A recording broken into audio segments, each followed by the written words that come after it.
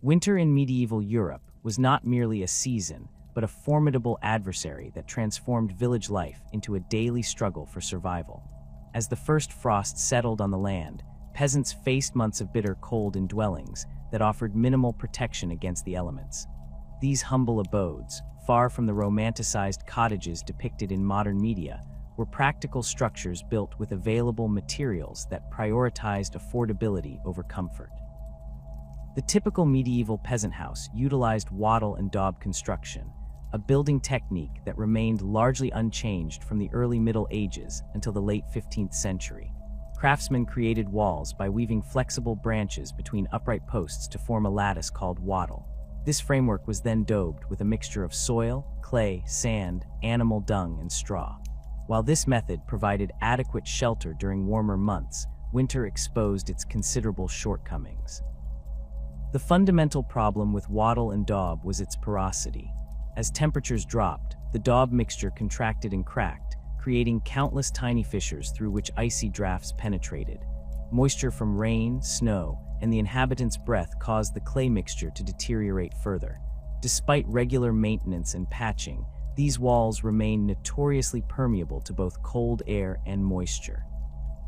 Some households attempted to improve insulation by hanging tapestries or cloth on interior walls, but such luxuries remained beyond the means of most peasants. Roofing presented another critical vulnerability. Most peasant dwellings featured thatched roofs made from reeds, straw, or heather. While thatching provided reasonable protection against rain when new, it degraded over time, becoming less effective at blocking wind and precipitation. A well-maintained thatch could last 15-20 years, but many peasants lacked resources for proper upkeep. Winter winds whistled through aging thatch, creating persistent drafts from above. Snow often found its way through compromised sections, melting from the heat below and dripping onto earthen floors, creating muddy, damp conditions. Windows, when they existed at all, were small openings covered with wooden shutters, oiled cloth, or animal bladders. Glass windows remained an expensive luxury reserved for churches and the homes of the wealthy until the later Middle Ages. These crude coverings provided minimal insulation, forcing a difficult choice between admitting light or keeping out cold. Many peasants simply stuffed rags into window openings during the coldest months, preferring darkness to freezing temperatures. The medieval house centered around its hearth, both literally and figuratively. Unlike modern fireplaces built into walls with chimneys, the early medieval hearth typically occupied the center of the single-room dwelling. This open fire served as the sole source of heat, cooking area, and light.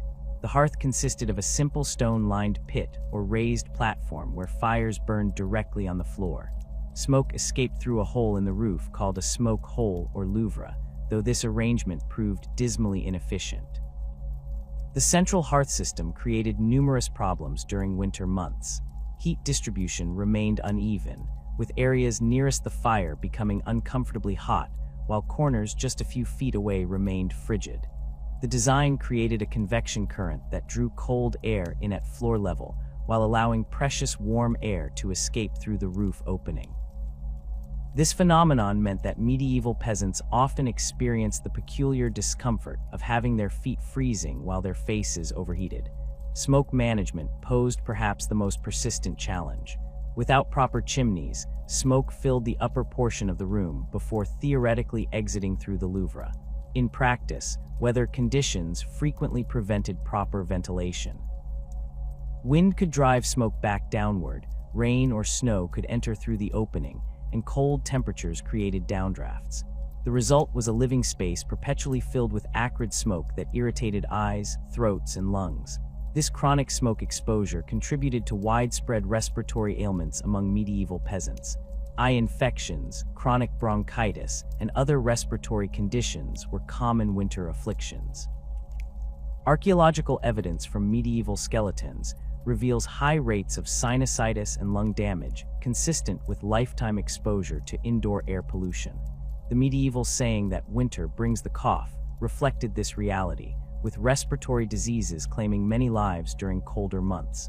The inefficiency of medieval heating arrangements led to a pragmatic but problematic solution: cohabitation with livestock. By the late autumn, many peasant families brought their valuable animals, typically cattle, pigs, goats, or sheep, into their living quarters. This practice served multiple purposes. First, it prevented theft of these precious assets during the vulnerable winter months.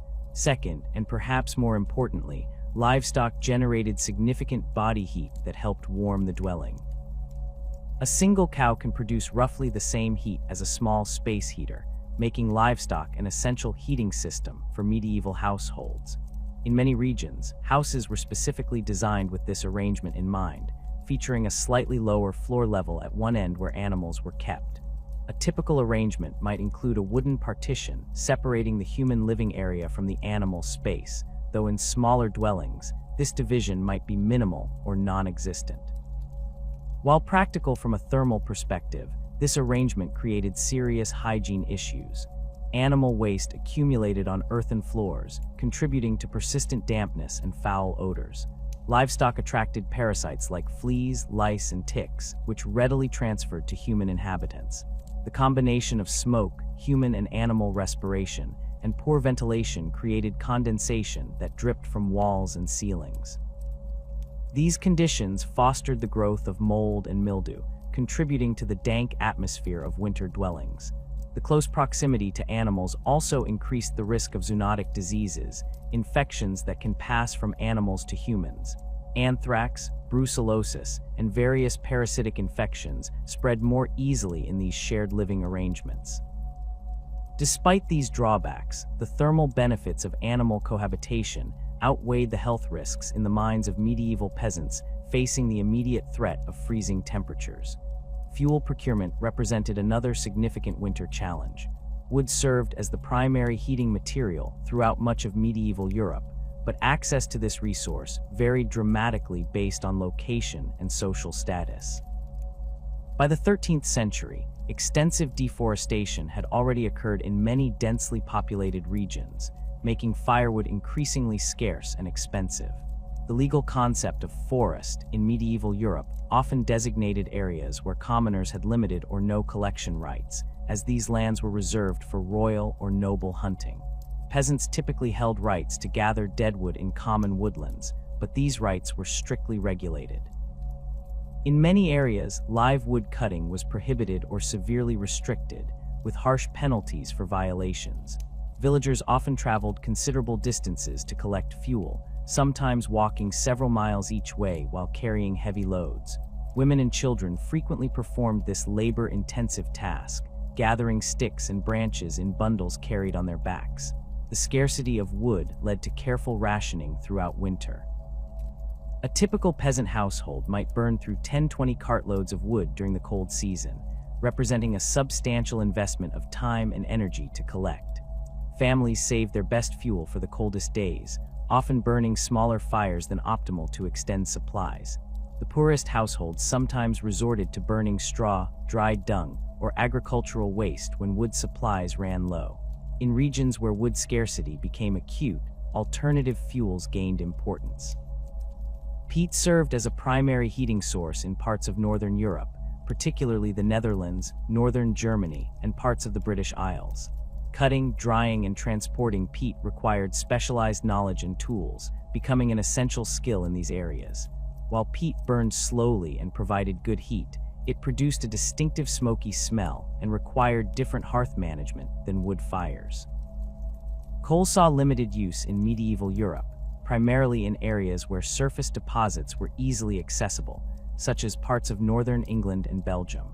Though coal provided excellent heat output, its sulfurous smoke made it unpopular for indoor use until chimney technology improved. Additionally, most peasants lacked the tools and knowledge to effectively mine coal, limiting its availability to commercial operations that supplied urban areas and specialized industries like metalworking. The unequal distribution of heating resources created distinct social stratification, even within small villages. Wealthier peasants with larger landholdings, better tools, and perhaps an ox or horse for transport could secure more abundant fuel supplies. They might also afford superior construction techniques like timber framing with better insulation properties. The village elite, the priest, miller, or bailiff, often enjoyed stone hearths with proper chimneys decades before such improvements reached ordinary households. At the opposite end of the spectrum, the poorest villagers, cottagers, landless laborers, and widows often faced dire conditions during winter. With minimal resources to collect fuel and inferior housing, these individuals sometimes resorted to desperate measures, like dismantling portions of their own dwellings for firewood during particularly harsh winters. Community charity provided some relief, with village customs often including fuel-sharing arrangements for the most vulnerable members. The daily routine in a medieval peasant home during winter revolved entirely around managing cold and conserving heat. Morning began with the laborious process of rekindling the fire, often from carefully preserved embers banked in ashes overnight. Failing to maintain these embers meant the difficult task of starting a new fire using flint and steel, a challenging proposition with damp tinder and fuel. Once established, the fire required constant attention to maintain optimal burning conditions while conserving fuel.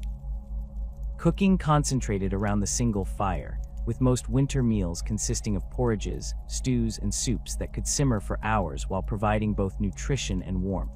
Bread baking, when possible, offered a welcome source of additional heat, though many peasants lacked proper ovens and relied on communal facilities that operated on fixed schedules. The shortened daylight hours of winter meant that much of peasant life occurred in near darkness. Rush lights and tallow candles provided minimal illumination, but were used sparingly due to their expense.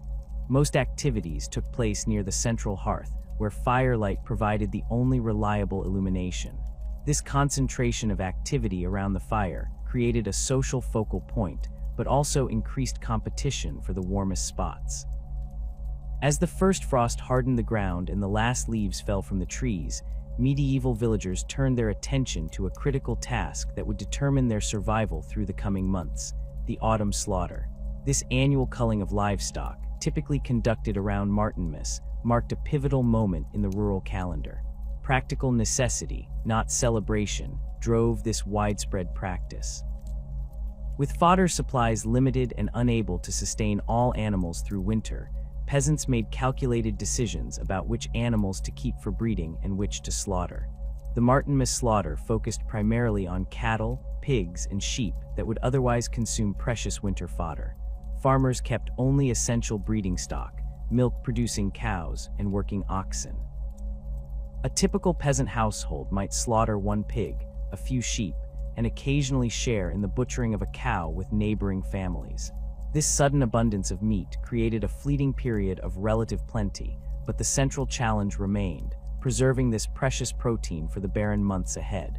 Salt preservation emerged as the most common method for extending the life of slaughtered meat.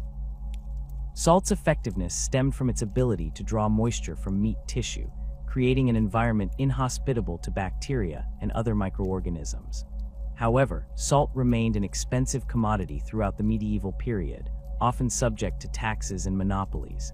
The quality of salt varied dramatically by region. Coastal areas might access sea salt, while inland communities relied on rock salt or salt produced from brine springs. The salting process required considerable skill. Butchered meat was cut into manageable pieces, rubbed thoroughly with salt, and packed into barrels or earthenware containers. Proper salting demanded precision. Too little salt left meat vulnerable to spoilage, while excessive salt rendered it barely edible. Wealthier households might use a wet brining method, submerging meat in a salt solution, which produced a more palatable result but required more salt. Most peasants, however, relied on dry salting techniques that economized on this precious resource. Smoking provided another crucial preservation method, often used in conjunction with salting. After an initial salt cure, meat was hung in specially designed smoking chambers or simply in the rafters above the central hearth. The smoke particles deposited on the meat's surface created an antimicrobial barrier while imparting flavor. The type of wood used significantly affected both preservation quality and taste. Hardwoods like oak and hickory were preferred, while resinous woods like pine were avoided as they imparted bitter flavors. The smoking process could take anywhere from several days to weeks, depending on the desired preservation level and local traditions. Air drying represented a third preservation approach, particularly suitable for regions with cold, dry winter climates. This method involved hanging salted meat in well-ventilated areas where cold temperatures inhibited bacterial growth, while air circulation gradually dehydrated the tissue. Mountain communities in the Alps and Pyrenees developed sophisticated air-drying techniques that eventually evolved into specialty products like Bunderfleisch. In most village settings, however, air drying remained a simpler affair, with meat strips hanging from ceiling beams in the coldest parts of the house. These preservation methods transformed fresh meat into forms that bore little resemblance to their original state. Heavily salted beef became tough and required extensive soaking before cooking. Smoked pork developed a dark exterior and dense texture. The transformation served its purpose, extending shelf life, but at significant costs to flavor, texture, and nutritional value. Certain water-soluble vitamins, particularly B vitamins, diminished during preservation, contributing to nutritional deficiencies during winter months. Beyond meat, medieval households preserved other animal products through various techniques. Rendered fat, particularly from pigs, was stored in covered crocks and used for cooking throughout winter. Blood from slaughtered animals became a key ingredient in puddings and sausages, practical measures that utilized every available calorie. Intestines cleaned and stuffed with a mixture of meat, grain, and herbs created sausages that could be smoked or dried. Nothing went to waste. Even bones were repeatedly boiled to extract every bit of nutrition for soups and stews. Dairy preservation posed particular challenges. Fresh milk remained available only if a household maintained a lactating cow through winter, a luxury many could not afford. Instead, medieval peasants converted summer milk surpluses into cheese and butter. Cheese-making techniques varied by region, with harder, aged cheeses like cheddar and parmesan specifically developed for long-term storage. Butter could be preserved through heavy salting or clarification, though its quality deteriorated over time. For many households, dairy products became increasingly scarce as winter progressed. Plant foods formed the foundation of the medieval winter diet, with storage crops assuming central importance. Root vegetables, particularly turnips, parsnips, and carrots, stored relatively well in cool, dark conditions. Peasants typically constructed root cellars or storage clamps to maintain appropriate temperature and humidity levels. Cabbage, a dietary staple across much of Europe, was preserved through fermentation as sauerkraut, providing a rare source of vitamin C during winter months. Onions and garlic, hung in braided strings from ceiling beams, offered both flavor and medicinal properties. Grains represented the most critical component of winter food security. Wheat, rye, barley, and oats, stored as whole grains to resist spoilage, provided the bulk of winter calories. Storage methods varied by region and economic status. Wealthier peasants might possess dedicated granaries, while poorer households often stored grain in large pottery vessels, wooden chests, or sacks hung from rafters to deter rodents. Regardless of storage method, grain required processing before consumption, typically through hand grinding with quernstones or paying fees to use the Lord's mill. Legumes, primarily dried peas and beans, furnished crucial protein when meat supplies dwindled. These crops stored exceptionally well in dry conditions and formed the basis of countless winter pottages and stews.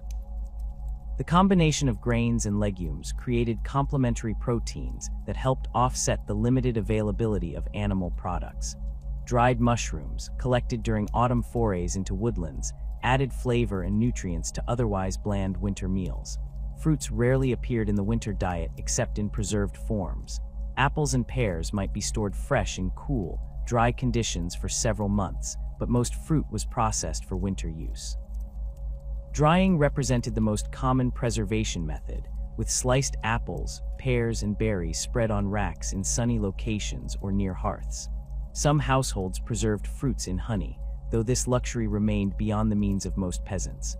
Wild berries gathered during summer and autumn might be converted into fruit leathers, pulp spread thin and dried to create portable, long-lasting food. Nuts gathered in autumn, primarily hazelnuts, walnuts, and chestnuts, provided concentrated energy and fat during winter months. These nutritional powerhouses stored well in their shells and became increasingly important as other food sources diminished. acorns, while bitter and requiring extensive processing to remove tannic acid, sometimes supplemented diets during particularly harsh winters when conventional foods ran short. The practical reality of the medieval winter diet emerged in the daily cooking pot. Most meals centered around pottage, a thick, porridge-like stew that simmered continuously over the hearth fire. The base typically consisted of grains and legumes, with small amounts of preserved meat or fat added when available. Root vegetables, onions, and herbs provided flavor and bulk. This one-pot cooking method maximized fuel efficiency while extracting maximum nutrition from limited ingredients. The composition of pottage shifted throughout winter, generally becoming simpler and less nutritious as stores depleted. Bread, when available, supplemented the daily pottage. However, winter bread often differed substantially from modern expectations. As wheat supplies dwindled, households incorporated increasing proportions of barley, oats, or rye. During particularly lean periods, bread might include ground peas, acorns, or even tree bark and straw to extend precious grain supplies. These adulterated loaves provided calories, but often caused digestive distress and offered minimal nutrition. Brewing continued through winter months, with ale and beer serving not merely as beverages, but as significant sources of calories and nutrients. The brewing process made grains more digestible and created a safer alternative to potentially contaminated water. Most households brewed small batches of weak ale for daily consumption, with stronger brews reserved for special occasions. As with bread, the quality of winter ales deteriorated as grain supplies diminished, resulting in progressively weaker and less palatable brews. This restricted winter diet inevitably led to widespread nutritional deficiencies. Vitamin C deficiency, or scurvy, emerged as one of the most common winter ailments. With fresh fruits and vegetables unavailable, medieval peasants developed symptoms including bleeding gums, joint pain, and poor wound healing. Some communities recognized the connection between certain foods and scurvy prevention. Sauerkraut and preserved berries provided minimal but crucial vitamin C. However, these preventative foods often ran out long before winter's end. Vitamin A deficiency manifested in conditions like night blindness, particularly prevalent during late winter. This deficiency stemmed from reduced consumption of animal products, green vegetables, and yellow fruits. Night blindness, difficulty seeing in low light, proved particularly problematic during winter's long darkness and interfered with essential evening chores. Some folk remedies, such as consuming liver when available, accidentally addressed this deficiency, though the underlying nutritional cause remained unknown. B vitamin deficiencies, resulting from the predominance of refined grains and limited meat consumption, contributed to conditions like beriberi and pellagra. Symptoms included weakness, confusion, skin problems, and in severe cases, neurological damage. The practice of stretching flour with non-nutritive fillers exacerbated these deficiencies. Iron deficiency anemia became widespread, particularly among women of childbearing age, manifesting as fatigue, weakness, and increased susceptibility to infection. Caloric deficiency represented perhaps the most fundamental nutritional challenge. As winter progressed, many households simply ran short of food, leading to chronic hunger and weight loss. A medieval peasant required approximately 2,500 to 3,000 calories daily to maintain health while performing necessary winter labor. During the depths of winter, actual consumption might fall to 1,500 calories or less, resulting in significant physical deterioration. This energy deficit particularly affected the most vulnerable, the elderly, pregnant women, and growing children. The period from February through April earned the grim designation hunger months or starving time across much of Europe. This critical juncture occurred when autumn stores approached depletion while spring growth had yet to begin. Historical records document countless local famines during these months, even in years with adequate harvests. Parish death records show mortality spikes in March and April, particularly among the elderly and very young, directly attributable to malnutrition and associated diseases. The hunger months forced desperate adaptations. Households increasingly relied on famine foods, plants normally considered inedible or marginally nutritious. These included nettles, dandelions, chickweed, and other early sprouting plants gathered as soon as snow receded. Tree bark, particularly from elm and birch, was sometimes ground and added to bread. Clay consumption, a practice known as geophagy, occurred during extreme food shortages, temporarily alleviating hunger pangs while providing no nutrition. Seed grain presented a terrible dilemma during these months. Prudent management required preserving enough grain to plant spring crops, yet immediate hunger created enormous pressure to consume these vital seeds. Historical accounts document villages where desperation led to consuming seed grain, creating a devastating cycle where spring planting became impossible, guaranteeing future famine. Community mechanisms, including communal seed storage and harsh penalties for consuming seed grain, developed to prevent this catastrophic outcome. As winter's grip tightened across medieval Europe, the bustling activity of harvest season gave way to a different rhythm of village life. The frozen ground and shortened daylight hours brought field work to a near standstill, creating what modern economists might call seasonal underemployment, though medieval peasants simply understood it as the natural cycle of their laborious existence. Agricultural dormancy did not mean complete idleness. Rather, it represented a significant reduction in productive labor opportunities compared to the frantic pace of planting and harvest seasons. The winter months created a paradoxical situation. While the land demanded less immediate attention, the economic pressures on peasant households intensified as income streams diminished while expenses continued. The agricultural calendar dictated this seasonal pattern. By late November, after the autumn plowing and sowing of winter wheat or rye, the open fields lay dormant under frost or snow. The three-field system, common across much of medieval Europe by the 13th century, left one-third of arable land fallow each year, with another third containing winter crops slowly developing beneath the snow, and the final third sitting empty until spring planting. This rotation system, while necessary for soil fertility, meant that winter field labor remained minimal compared to other seasons. Winter tasks in the fields were limited but not entirely absent. On milder days, peasants might clear drainage ditches to prevent flooding when snow melted, repair boundary markers, or collect firewood from designated areas. Hedgerows required maintenance, pruning, layering, and reinforcing gaps, work typically performed during winter when the absence of leaves made structural problems visible. These tasks, however, proved weather-dependent and often impossible during the coldest periods or heaviest snowfalls. The manorial system, which organized agricultural production across much of medieval Europe, imposed certain winter obligations despite reduced productivity. Peasants holding land as villeins or serfs owed labor services to their lord throughout the year. During winter, these services often shifted from fieldwork to other tasks, repairing roads, clearing woodland, maintaining mill races, or transporting goods. The lord's bailiff or reeve carefully tracked these obligations, ensuring that even winter's dormancy did not release peasants from their feudal duties. Court records reveal frequent disputes over winter labor services. Lords attempted to extract maximum value from their tenants year-round, while peasants sought to minimize obligations during the lean season.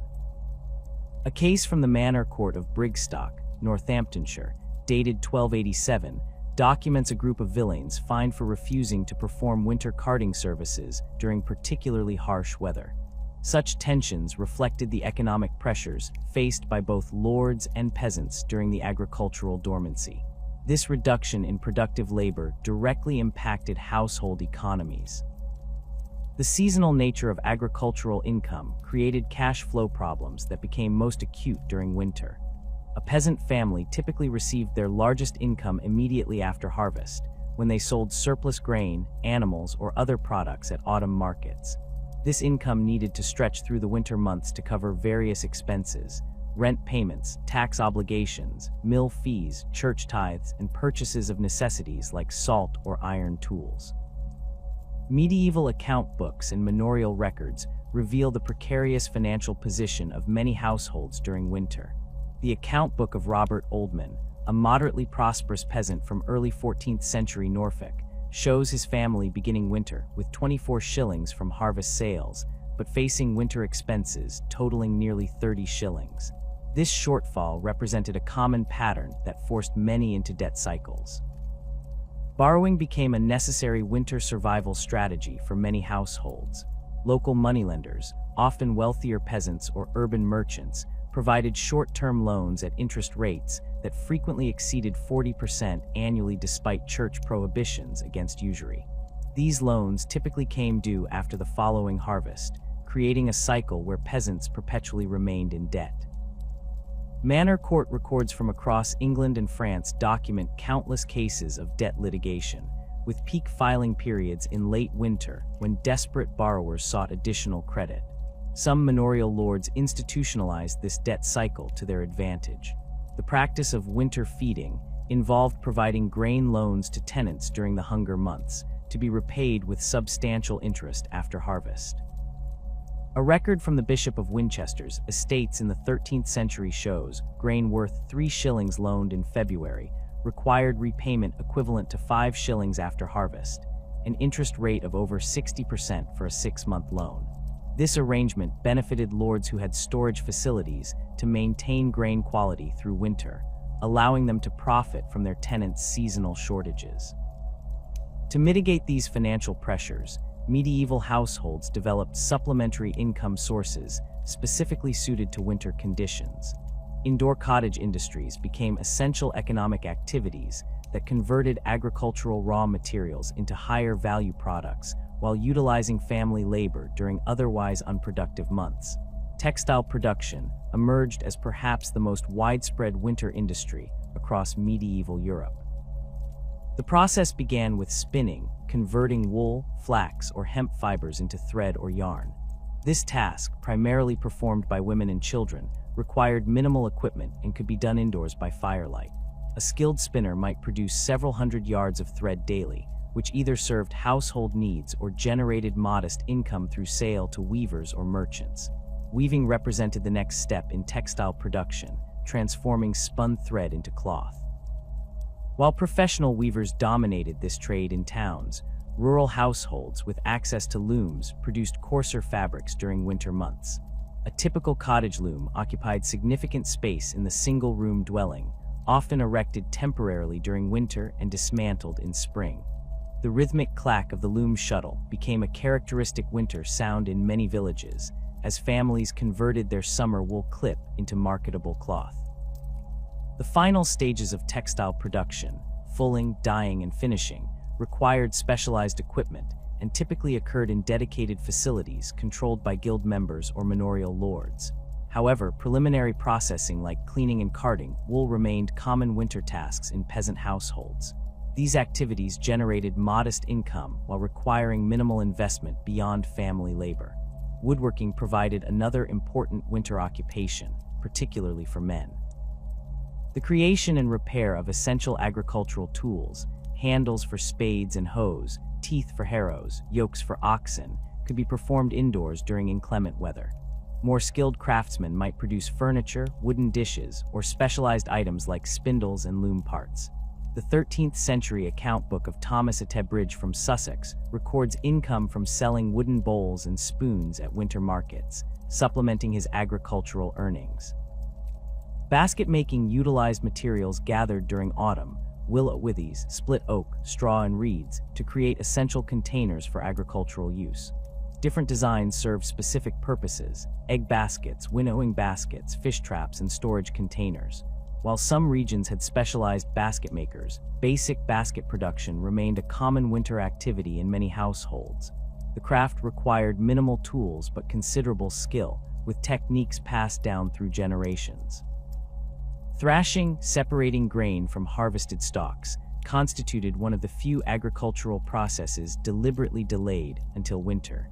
This labor-intensive task involved beating dried grain stalks with flails to release the valuable kernels.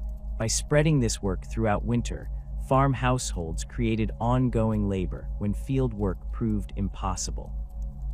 Manorial records from the Abbey of Ramsey show that thrashing typically occurred from November through March, with each worker processing approximately 1 bushel daily. While physically demanding, thrashing provided critical income during otherwise lean months. The economic value of these winter activities varied considerably. Account books suggest that a woman spinning wool might earn 1-2 pence daily, roughly half the wage of a male agricultural laborer during harvest season. Thrashing typically paid by output rather than time, with rates around 2–3 pence per quarter of grain processed. These earnings, while modest, helped bridge the financial gap during winter's agricultural dormancy. Despite these supplementary activities, winter remained a period of economic contraction for most peasant households. The reduced income frequently forced difficult choices. Manor Court records document numerous cases of peasants selling land usage rights, future crops, or personal possessions to meet winter expenses. A case from the manor of Helzoen in 1293 describes a villain named Richard Oldway selling his best cow in January to pay rent arrears, despite needing the animal for spring plowing, a short-term solution creating long-term hardship. The manorial system itself often exacerbated winter economic pressures through its structural exploitation of the peasantry. Lords typically demanded rent payments immediately after harvest, when peasants had maximum liquidity, but required labor services throughout the year, including winter. This arrangement effectively transferred economic risk from lord to tenant. When winter weather prevented work in the lord's fields, many manors still required payment in lieu of service, forcing peasants to convert scarce cash or goods into rental payments during their leanest season. Court records reveal the tension this system created. The Bishopric of Ely's court rolls from 1322 documents 17 tenants fined for failing to appear for winter ditch clearing duties during a particularly harsh February. Their defense that frozen ground made the work impossible was dismissed, with each tenant assessed a penalty of 2 pence. Such fines, while individually small, accumulated throughout winter, draining already limited resources from peasant households. The church calendar provided some relief through its winter feast days, which created brief economic opportunities. Christmas markets in larger villages allowed peasants to sell handicrafts or preserved foods. Candlemas traditionally marked when lords distributed winter payments to servants. These occasions temporarily stimulated local economies, though their benefits remained unevenly distributed, with wealthier peasants better positioned to capitalize on such opportunities. For landless or land-poor villagers, winter's economic challenges proved especially severe. These individuals, cottagers, smallholders, and servants lacked the resource base that allowed more substantial peasants to weather seasonal fluctuations. In summer, they found ready employment as agricultural laborers, but winter dramatically reduced these opportunities. Many resorted to a combination of begging, borrowing, and migrating to towns in search of work. Parish records document increased almsgiving during winter months, with church wardens distributing food and fuel to the deserving poor of the community. The winter labor patterns varied significantly by region, reflecting different agricultural systems and environmental conditions. In Mediterranean regions, winter olive harvesting and processing created seasonal employment absent in Northern Europe. Wine-producing regions undertook winter pruning of vines, providing limited work opportunities. Coastal communities might intensify fishing activities during winter months when agricultural options diminished. These regional variations created different economic rhythms, though all faced the fundamental challenge of seasonal underemployment. By the later Middle Ages, some regions developed more specialized winter economies. In the cloth-producing areas of Flanders and northern Italy, rural winter textile production became increasingly integrated into proto-industrial systems.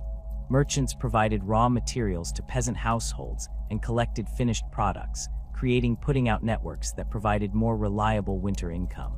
Similar arrangements emerged in metalworking districts, where agricultural workers produced small metal goods during winter under merchant coordination. The seasonal nature of medieval agriculture created not just economic challenges, but social and psychological ones as well. The enforced proximity of family members in confined, smoky dwellings during long winter nights tested relationships.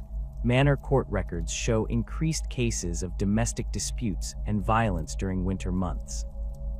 The 14th century English jurist Henry de Bracton noted that certain crimes, particularly theft and poaching, increased during the dead of winter when men's bellies are empty and their hearths cold. Yet winter's agricultural dormancy also fostered important social bonds. The reduction in daylight hours and fieldwork created opportunities for communal activities that strengthened village cohesion. Evening gatherings where women spun together, while men repaired tools, became important information-sharing venues. Folk traditions like storytelling, music, and games flourished during winter evenings, transmitting cultural knowledge between generations. These social dimensions of winter helped communities endure the economic hardships imposed by agricultural dormancy. As February gave way to March, peasant attention increasingly turned toward the approaching spring season. Seed grain required final processing and testing for viability. Tools needed inspection and repair. Plowing teams, oxen, or horses that had grown weak on winter fodder required conditioning before the demanding spring work. These preparations occurred alongside continuing winter economic activities, creating a transitional period where households balanced immediate needs against future agricultural productivity. As March winds gradually yielded to April's tentative warmth, medieval villagers emerged from their dwellings with visible relief. The psychological weight that had accumulated during the dark months visibly lifted from hunched shoulders. This annual emotional rebirth was no coincidence, but rather the natural response to escaping one of the most psychologically challenging aspects of medieval existence, the profound darkness and isolation of winter. The medieval experience of darkness differed fundamentally from our modern understanding. In today's world, darkness represents a temporary inconvenience easily banished with the flick of a switch. For medieval peasants, winter darkness constituted an overwhelming environmental reality that dominated their existence for nearly half the year. At northern European latitudes, daylight dwindled to fewer than 8 hours by the winter solstice. This natural phenomenon created a psychological burden that pervaded every aspect of village life. Artificial lighting existed, but remained precious and inadequate.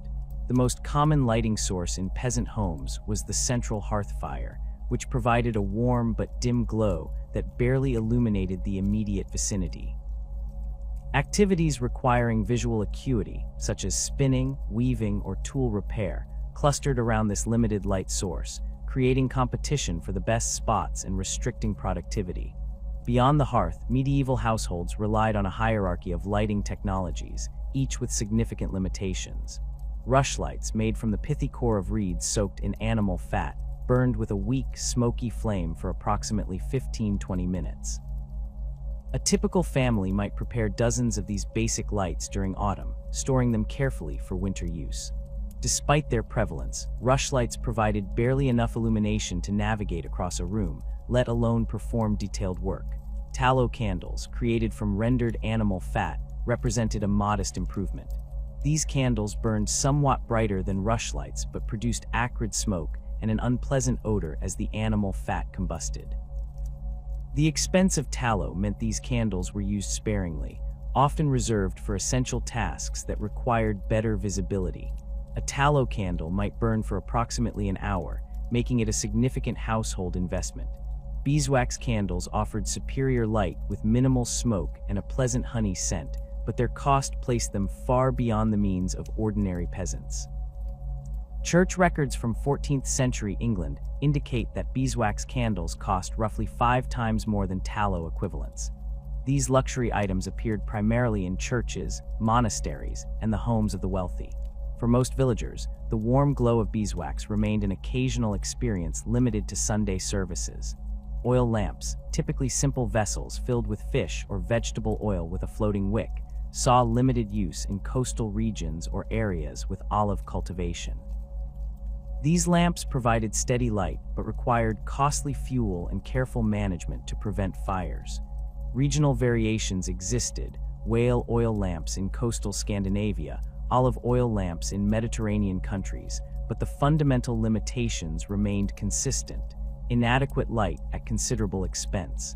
The economic reality of artificial lighting created difficult household decisions. A typical peasant family might limit themselves to a single tallow candle per evening, lit only when absolutely necessary.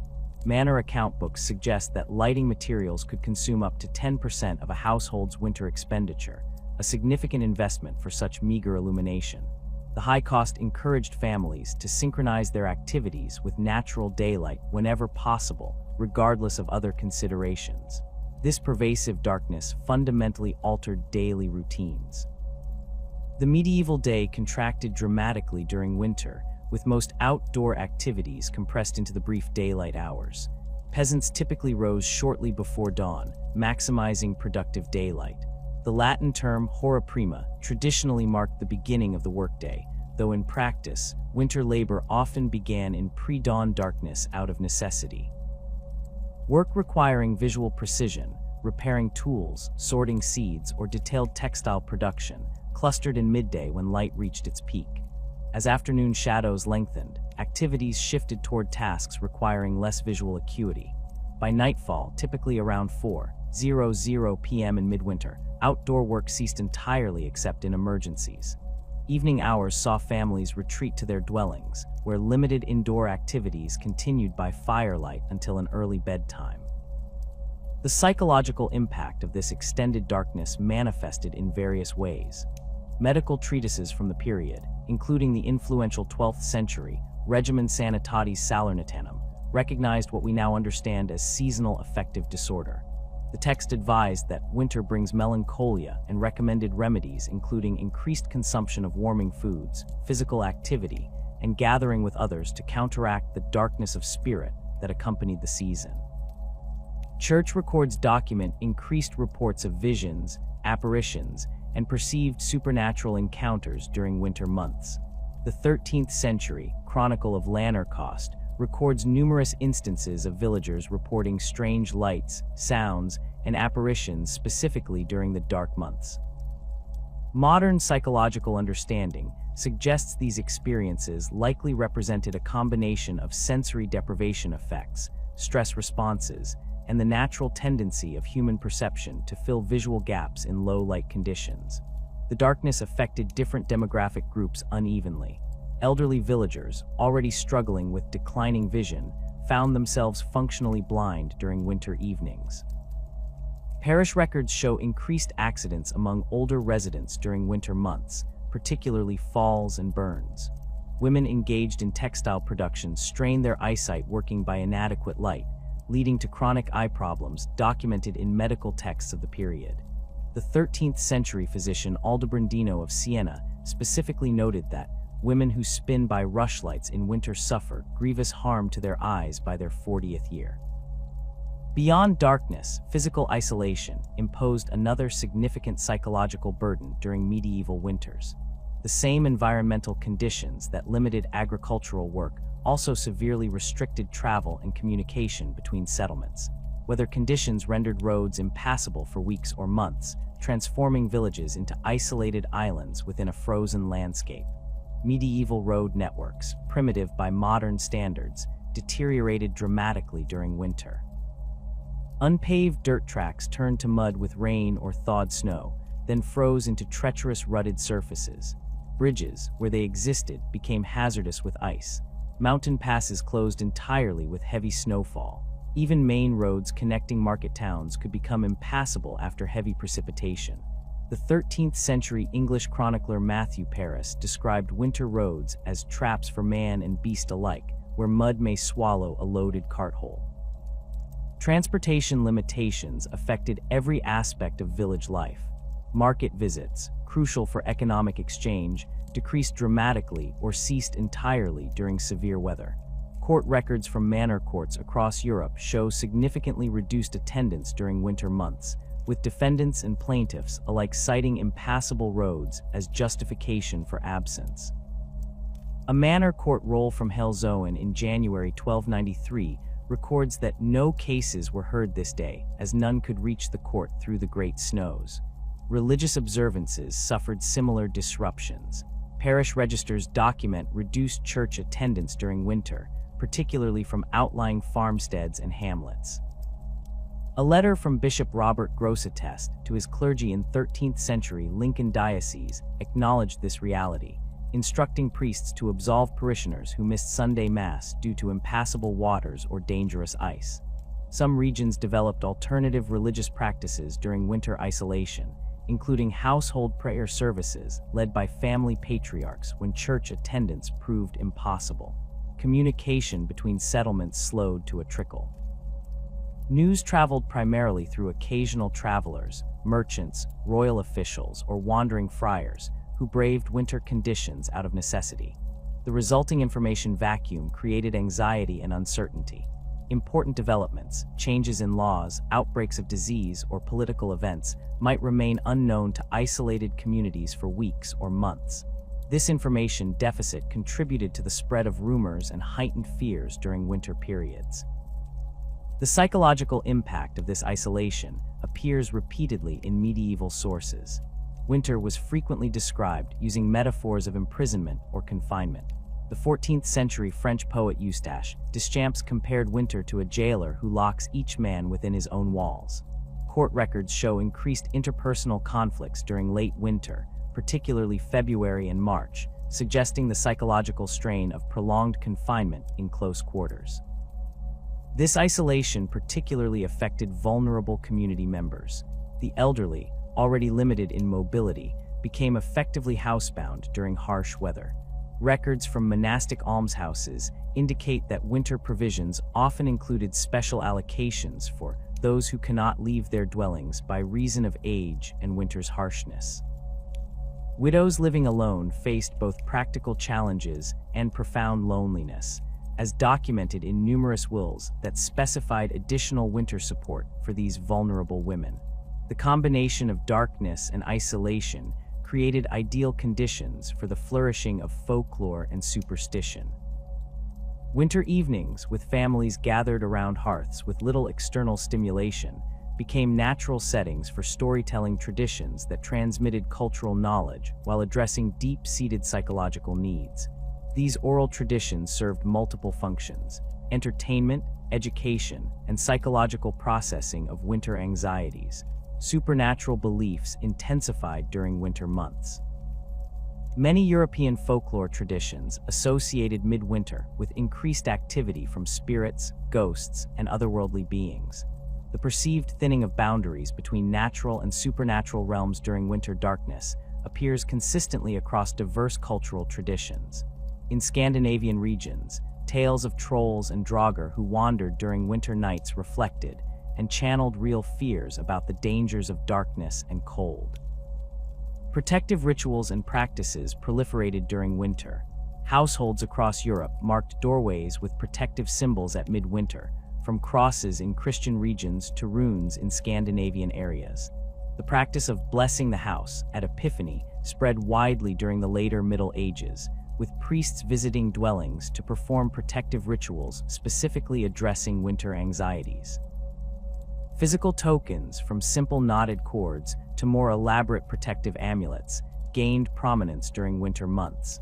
The medieval church maintained an ambivalent relationship with these winter beliefs and practices. Official doctrine condemned superstitious observances, yet local clergy often participated in or tolerated traditional protective rituals that helped communities manage winter anxiety. Church records document numerous cases of priests performing unauthorized blessings of homes, animals, and food stores during winter months. This pragmatic accommodation recognized the psychological needs these practices addressed. Religious calendars across medieval Europe clustered significant feast days during the darkest months, creating psychological lifelines through the winter darkness. The Advent season leading to Christmas provided a structured framework of increasing light that counteracted the natural decrease in daylight. The Feast of St. Lucy, celebrated particularly in Scandinavian regions, explicitly honored light during darkness with candle processions and fire rituals. Candlemas marked the midpoint of winter, with church ceremonies centered around blessed candles that symbolized Christ as the light of the world. These religious observances provided more than spiritual comfort. They created crucial social opportunities during isolation. Feast days justified travel between settlements despite difficult conditions, temporarily breaking winter isolation. Parish accounts document increased community meals and distributions of food and fuel on major winter feast days. These gatherings served as psychological safety valves, relieving the pressure of confinement and darkness through structured social interaction. The psychological burden of winter confinement manifested physically in living arrangements. Medieval peasant houses, already cramped by modern standards, became even more crowded during winter as activities moved indoors and livestock joined human inhabitants. A typical one-room dwelling might contain an extended family of 6–10 people plus animals, all confined within perhaps 500 square feet of space. Privacy became non-existent. Every conversation, bodily function, and activity occurred in full view of the household. This extreme proximity created inevitable tensions. Manor court records show increased cases of household violence during winter months. The court rolls from the Manor of Wakefield in Yorkshire document twice as many assault cases between family members in January and February compared to summer months. The psychological stress of confinement, combined with economic pressures and reduced physical outlets for energy, created volatile household dynamics. Children experienced winter confinement differently than adults. Limited outdoor play opportunities and confined indoor spaces created restlessness that medieval sources frequently note. The 15th century household manual, Le Ménagère de Paris, advised keeping children occupied during winter with simple indoor tasks to prevent the mischief that idle hands find in dark months. Archaeological evidence from medieval sites reveals concentrations of simple toys and games in winter occupation layers, suggesting efforts to manage children's confinement stress. The communal nature of medieval village life created adaptive responses to winter's psychological challenges. Evening gatherings in larger households became important social institutions during winter months. These informal gatherings, variously called kveldvaka in Scandinavia or veillée in France, brought together neighbors for shared activities, women spinning and sewing while men repaired tools, all while participating in conversation, storytelling, or music. These gatherings served crucial psychological functions beyond their practical aspects. They maintained social bonds during isolation, provided mental stimulation through varied conversation, and distributed the burden of winter lighting costs among multiple households. Most importantly, they created a sense of community resilience against winter's hardships. The shared experience of enduring darkness and cold together reinforced village identity and mutual dependence. As winter's grip tightened on medieval villages, the combination of darkness, isolation, and nutritional stress created perfect conditions for a health crisis that was as predictable as it was devastating. The closed environment of the medieval home, designed to conserve precious heat, became an incubator for respiratory ailments that swept through communities with grim regularity. The central hearth that provided essential warmth also generated a constant cloud of smoke that permeated every corner of the dwelling. Unlike modern chimneys with efficient draft systems, medieval smoke holes allowed only partial ventilation. The incomplete combustion of wood, peat, and other fuels released particulate matter that hung in the air before settling on walls, bedding, and lungs. This chronic exposure created what medical historians now recognize as one of history's most widespread occupational health hazards. Examination of skeletal remains from medieval cemeteries reveals distinctive patterns of lesions in the sinus cavities and on rib surfaces consistent with chronic smoke exposure. A study of remains from the 12th–14th century cemetery at Warham Percy in Yorkshire found that over 80% of adult skeletons showed evidence of sinusitis, with particularly severe cases among women who spent more time in smoky interiors. The bone evidence suggests that medieval peasants suffered from persistent respiratory inflammation throughout their lives, with conditions dramatically worsening during winter confinement. The most common winter respiratory complaint was what medieval physicians called winter cough, a persistent hacking that affected virtually everyone during the cold months. Medical texts distinguished between several types of cough based on characteristics like wetness, pain level, and duration. The 13th century medical compendium, Rosa Anglica, by John of Gaddesden described the dry cough of winter as particularly dangerous, noting that it begins with the first frosts and may carry the sufferer to the grave by Candlemas if not properly treated. Modern medical understanding suggests these winter coughs represented a spectrum of conditions including chronic bronchitis, pneumonia, and tuberculosis, all exacerbated by smoke exposure. The particulate matter from indoor fires damaged the protective mechanisms of the respiratory system, making infection more likely. The combination of irritated airways and close proximity to others created ideal conditions for disease transmission. Children suffered disproportionately from these respiratory conditions. Medieval chronicles and parish death records show consistent spikes in child mortality during winter months, with respiratory causes frequently noted. The 14th century physician John of Murfield observed that the cough takes the young and the old first, leaving those in their middle years to care for them. Archaeological evidence supports this observation, with children's skeletal remains showing higher rates of respiratory infection markers than adults in many medieval cemetery populations. Treatment options for respiratory ailments remained limited and often ineffective.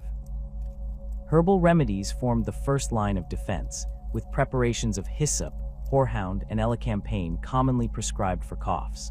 These herbs contain compounds with mild expectorant properties, providing limited symptomatic relief. Honey mixed with various herbs created soothing syrups that temporarily eased throat irritation. More severe cases might receive stronger preparations containing opium derivatives that suppressed coughing but did nothing to address underlying infections. The medieval understanding of respiratory illness reflected the prevailing humoral theory of medicine. Coughs were attributed to an excess of phlegm, a cold and wet humor that supposedly accumulated during winter. Treatments aimed to warm and dry the patient through hot drinks, steam inhalation, and external warming applications. While some of these approaches provided comfort, they rarely affected the course of serious infections. Beyond respiratory problems, the medieval winter brought another set of painful afflictions directly related to cold exposure. Chilblains, painful inflammations of small blood vessels in the skin, affected countless peasants during cold months. These painful lesions typically appeared on extremities, particularly fingers, toes, ears, and the face. Characterized by itching, red patches, and swelling, chilblains could persist for weeks or months with repeated cold exposure. Medieval medical texts recognized chilblains as a distinct condition, with the 12th century Salernitan questions describing them as the burning that follows freezing, most common in the young and those of moist complexion. Treatment recommendations included applications of turnip poultices, warm oil infused with mustard seeds, or in severe cases, incision and drainage of fluid-filled lesions. These painful conditions particularly affected those whose winter work required dexterity. Spinners, weavers, and other craftspeople reported high rates of chilblain-related disability. More serious than chilblains was true frostbite, the actual freezing of body tissues that occurred during extended exposure to severe cold. Medieval chronicles and medical accounts describe the horrific progression of severe frostbite, from initial pain and redness to blistering, blackening, and eventual tissue death. The 13th century Norwegian text, King's Mirror, provided a remarkably accurate description of frostbite progression, noting that flesh first grows pale, then blue, and finally black before dying altogether. Frostbite treatment varied widely in effectiveness. Some approaches, like gradual warming with body heat or tepid water, aligned with modern medical recommendations. Others proved actively harmful, such as rubbing affected areas with snow or exposing frostbitten extremities to direct fire heat, which caused additional tissue damage. The most severe cases inevitably led to gangrene, requiring amputation to prevent fatal systemic infection. Court records and manorial accounts document the economic impact of cold-related injuries. The account rolls from the English manor of Cuxham in 1316-17 record payments to replace a shepherd who lost 2 fingers to frost and could no longer tie sheep. Similar records show workers with frostbite-related disabilities receiving reduced wages or shifting to less demanding work. For many peasants, winter cold injuries led to permanent disability and reduced earning capacity. Perhaps the most dangerous winter health crisis was hypothermia, the deadly dropping of core body temperature that could kill within hours of exposure. medieval people recognized the condition even without understanding its physiological basis. Chronicles and saints' lives contain numerous accounts of travelers found frozen in postures of sleep, describing the characteristic confusion, drowsiness, and paradoxical sensation of warmth that precede hypothermia death. The risk of hypothermia extended beyond travelers caught in storms. Inadequately heated homes, insufficient clothing, and malnutrition created dangerous conditions even within villages. The elderly, who generate less body heat and often lived alone, faced particular risk. Parish records from the severe winter of 14078 in the English Midlands note multiple cases of older villagers found dead from cold in their beds, suggesting fatal overnight hypothermia during extreme temperature drops. Alcohol consumption complicated hypothermia risks in medieval communities. Winter festivals and gatherings typically involved substantial drinking, and medieval medical theory incorrectly held that alcohol warmed the blood. In reality, alcohol causes peripheral vasodilation, creating a temporary sensation of warmth while accelerating core heat loss. Chronicles record numerous instances of intoxicated individuals perishing in cold after becoming disoriented or falling asleep outdoors during winter celebrations. The medieval winter created another serious health challenge through vitamin D deficiency. With minimal sun exposure during short winter days, combined with fully clothed bodies and indoor confinement, medieval peasants experienced months of insufficient vitamin D synthesis. This deficiency manifested most dramatically in children through rickets, a condition causing bone deformities, muscle weakness, and increased susceptibility to respiratory infections. Skeletal evidence from medieval cemeteries shows seasonal patterns in rickets development. A study of 10th–16th century remains from the Church of St. Helen on the Walls in York found evidence of rickets in approximately 20% of children's skeletons, with bone analysis suggesting most cases developed during winter months. The condition appeared more frequently in urban settings where outdoor activity was further limited, but rural communities also showed significant winter-related cases. While adults rarely developed the skeletal deformities characteristic of childhood rickets, they suffered from osteomalacia, the adult form of vitamin D deficiency that caused bone pain, muscle weakness, and increased fracture risk. This condition particularly affected women who had experienced multiple pregnancies, each of which depleted calcium stores. The combination of vitamin D deficiency and calcium-poor winter diets created a perfect storm for bone health crises during the coldest months. Psychological health deteriorated alongside physical well-being during medieval winters. While medieval medicine lacked modern psychiatric terminology, medical texts clearly recognized winter-related mental health conditions. The influential 11th century Persian physician Avicenna, whose works were standard references in medieval Europe, described a condition of winter melancholy characterized by persistent sadness, sleep disturbances, and loss of vitality during dark months. This condition, now recognized as seasonal affective disorder, received various treatments in medieval practice. Light exposure featured prominently, with physicians recommending patients position themselves near windows during daylight hours and use multiple candles or lamps when affordable.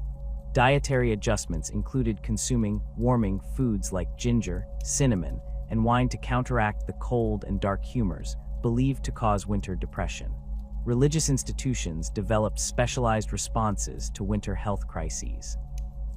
Monastery infirmaries adjusted their treatment protocols seasonally, with specific winter regimens documented in texts like the 12th century Regimen Sanitatis Salernitanum.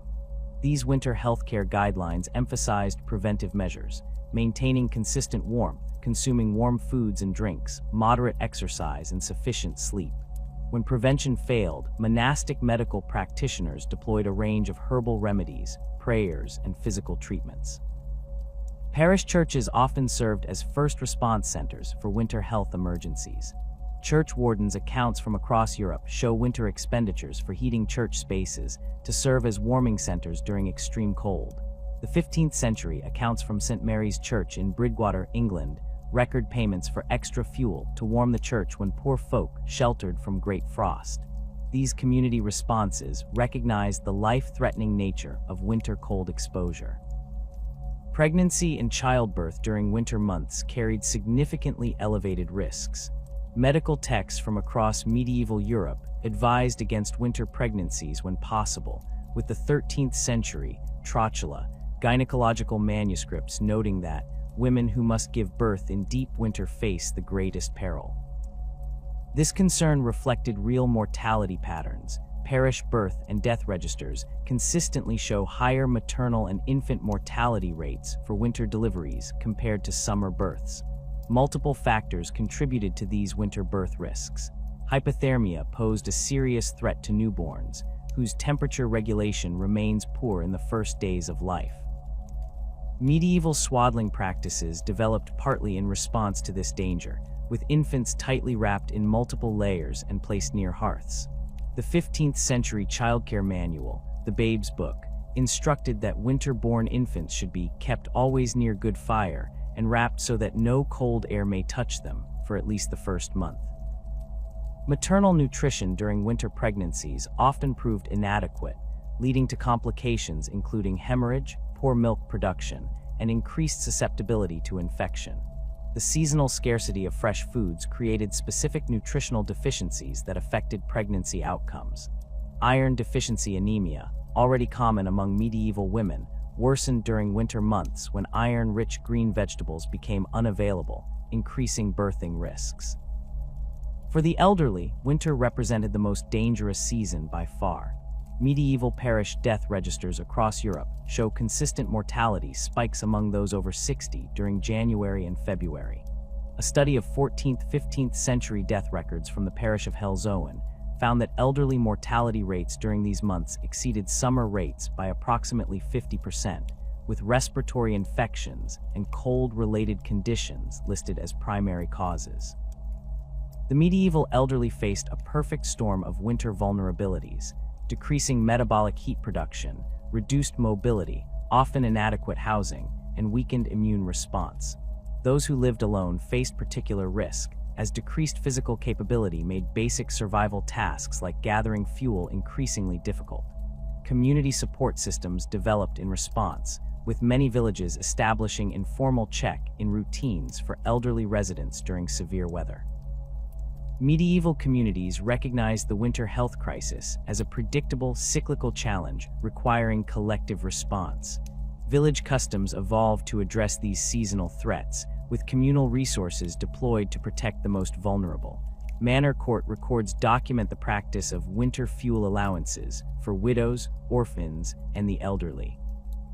The court rolls from Wakefield Manor in 1274 record an order that each tenant with a wagon shall deliver 1 load of firewood to the widow Alice before Martinmas, representing an early form of community welfare.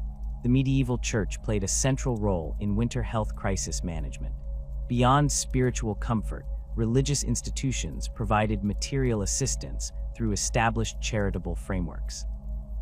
Monastery almoners distributed food, fuel, and clothing to the poor during winter months, with distribution records showing increased allocations during particularly severe weather. Parish relief systems, funded through church collections and bequests, provided emergency assistance to those facing acute winter hardship. Specialized religious orders developed expertise in treating winter-specific conditions. The Antonine Order, founded in the 11th century, specialized in treating St. Anthony's fire, which often flared during winter months when moldy grain reserves were consumed. The Hospitallers maintained networks of way stations along major travel routes, providing critical shelter for winter travelers at risk of exposure. These institutional responses complemented informal community care networks. Medieval medical practitioners developed seasonal approaches to winter health challenges. The concept of winter regimen, specialized diet, activity, and preventive measures for cold months appeared in medical texts across Europe. The influential 13th century physician Arnaud de Villanova prescribed specific winter health protocols in his Regimen Sanitatis, including dietary adjustments, activity recommendations, and preventive treatments. Preventive approaches to winter health included practical clothing adaptations. Multiple layers of wool garments provided better insulation than single thick layers. head covering received particular emphasis, reflecting the medieval understanding that significant body heat escapes through the head. The 14th century English poem, How the Good Wife Taught Her Daughter, advised young women to keep thy head warm in winter's harm, reflecting folk wisdom about preventing heat loss. Footwear presented a critical winter health challenge. Most peasants owned a single pair of leather shoes that provided minimal insulation against cold and moisture. Wooden clogs or pattens raised feet above snow and mud, but conducted cold directly to the feet. Wealthier individuals might possess felt-lined boots for winter use, but most peasants relied on multiple layers of cloth wrappings inside their regular shoes, an imperfect solution that left many suffering from perpetually cold, wet feet throughout winter. The winter health crisis created economic ripple effects throughout medieval communities. Manor work records show increased absenteeism during winter months, with respiratory illnesses and cold injuries keeping workers from their duties. The account rolls from Bolton Priory in Yorkshire document a 30% reduction in available labor during January and February 1318, with winter sickness cited as the primary cause. This labor shortage affected everything from essential maintenance to preparation for spring planting. By late winter, the accumulation of health challenges created a period of maximum vulnerability that medieval communities recognized and feared. February and early March, when food stores dwindled and fuel supplies ran low, saw the highest mortality rates of the year. Parish burial records from across Europe show consistent spikes during this period, with the elderly and very young most heavily represented. The medieval saying that February fills more graves than plague reflected this grim reality. As winter finally released its grip, the health crisis gradually subsided.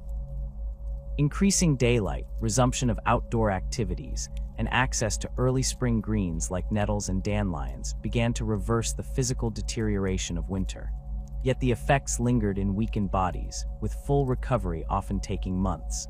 For many, particularly the elderly and chronically ill, the damages accumulated during winter proved irreversible, contributing to permanently diminished health status.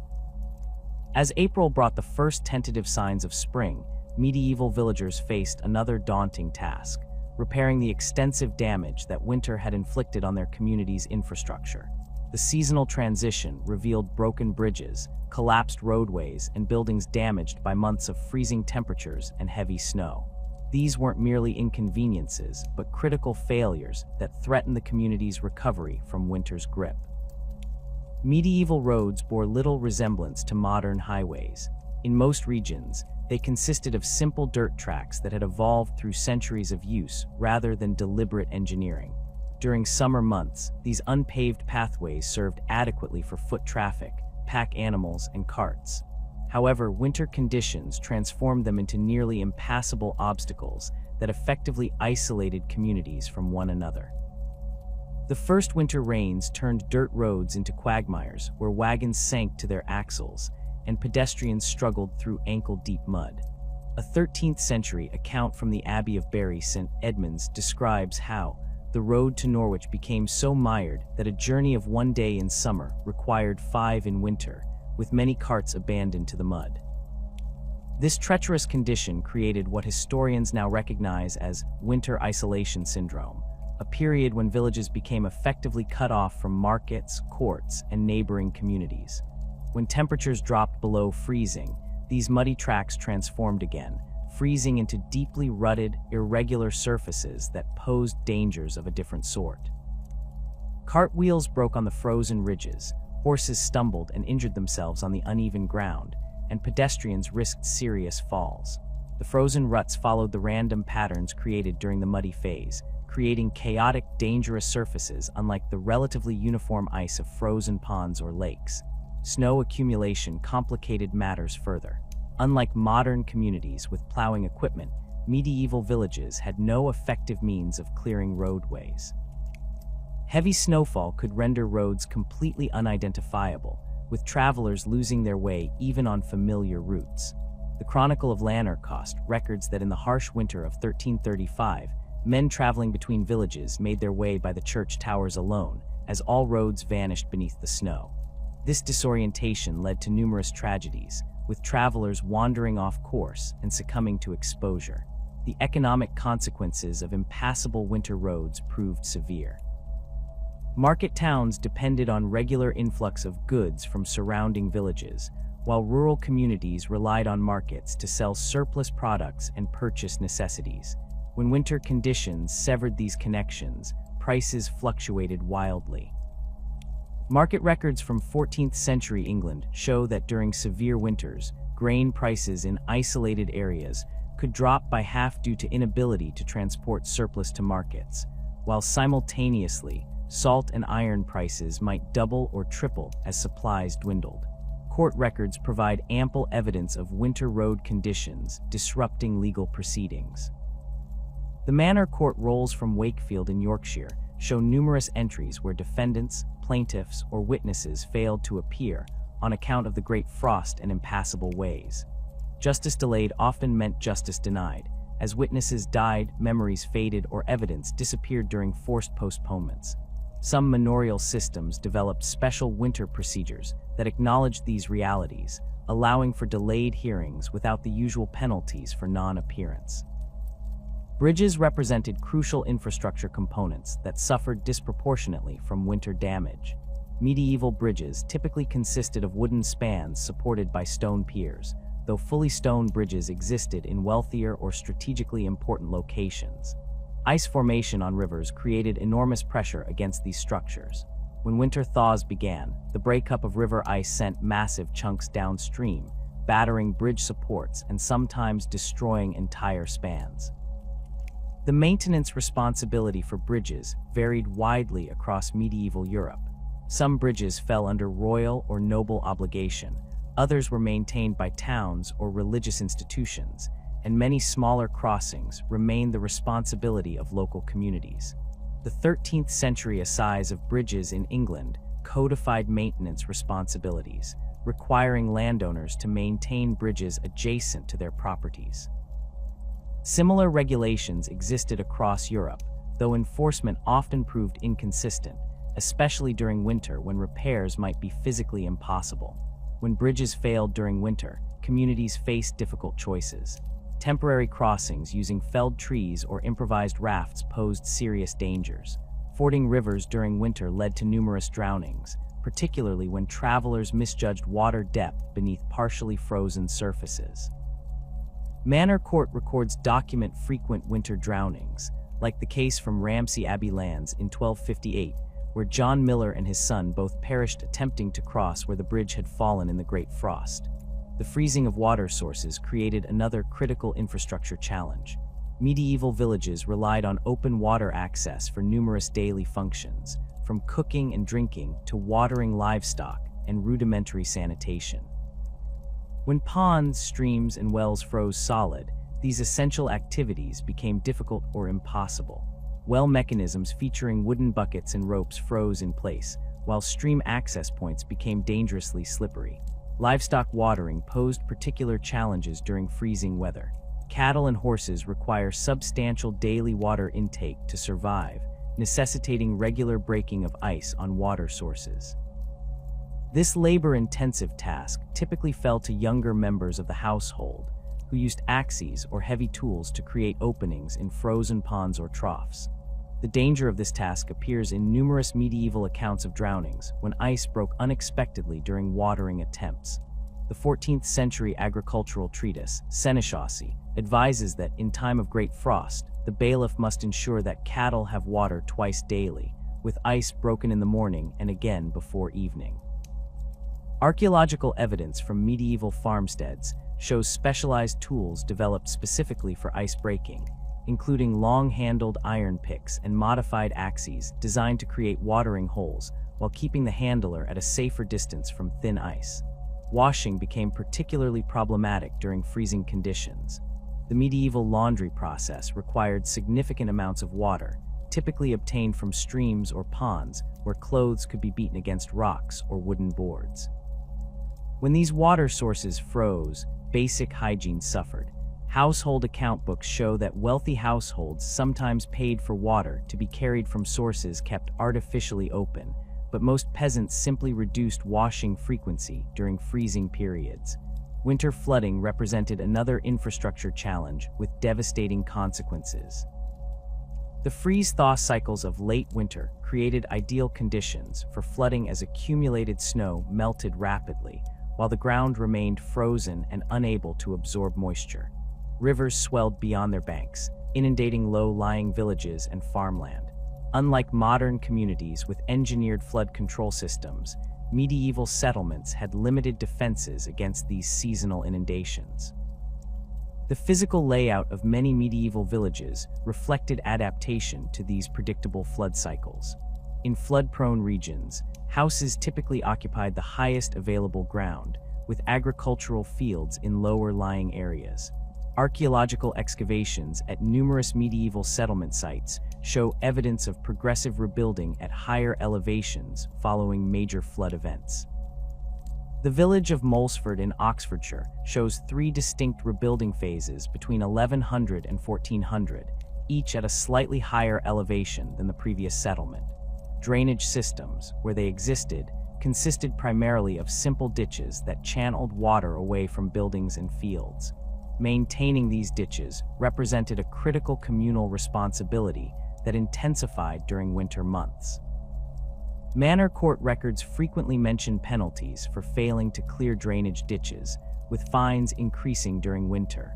The court rolls from Helzoen in 1278 record that all tenants shall scour their ditches before the Feast of All Saints, with penalty doubled if not completed before the first frost. The freeze-thaw cycle created another insidious threat to medieval infrastructure: structural damage to buildings. Water penetrated the porous materials of wattle and daub walls, stone foundations, and thatched roofs. When temperatures dropped, this moisture expanded as it froze, creating cracks and separations in building materials. Repeated freezing and thawing throughout winter progressively weakened structures, sometimes leading to catastrophic failures by winter's end. Roof damage occurred most frequently, as snow accumulation created significant weight stress on structures designed with minimal engineering standards.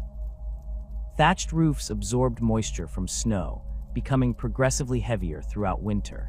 When temperatures rose slightly during the day and refroze at night, the thatch experienced damaging ice expansion. Repair records from the Bishop of Winchester's estates show that roof repairs accounted for approximately 40% of all building maintenance expenses, with most repairs conducted in early spring after winter damage. Stone buildings, while more durable than timber structures, weren't immune to winter damage. Water penetrated mortar joints between stones, expanding when frozen and gradually forcing stones apart. This frost-jacking effect weakened walls over successive winters, eventually requiring substantial repairs. Church wardens' accounts from across medieval Europe show regular expenditures for repointing mortar and replacing displaced stones, typically scheduled during spring months after winter damage became apparent. Timber-framed buildings with wattle and daub infill panels suffered particularly from winter's alternating moisture and freezing. The clay-based daub absorbed water readily, then cracked as it froze. By winter's end, many buildings required extensive repair to damaged infill panels.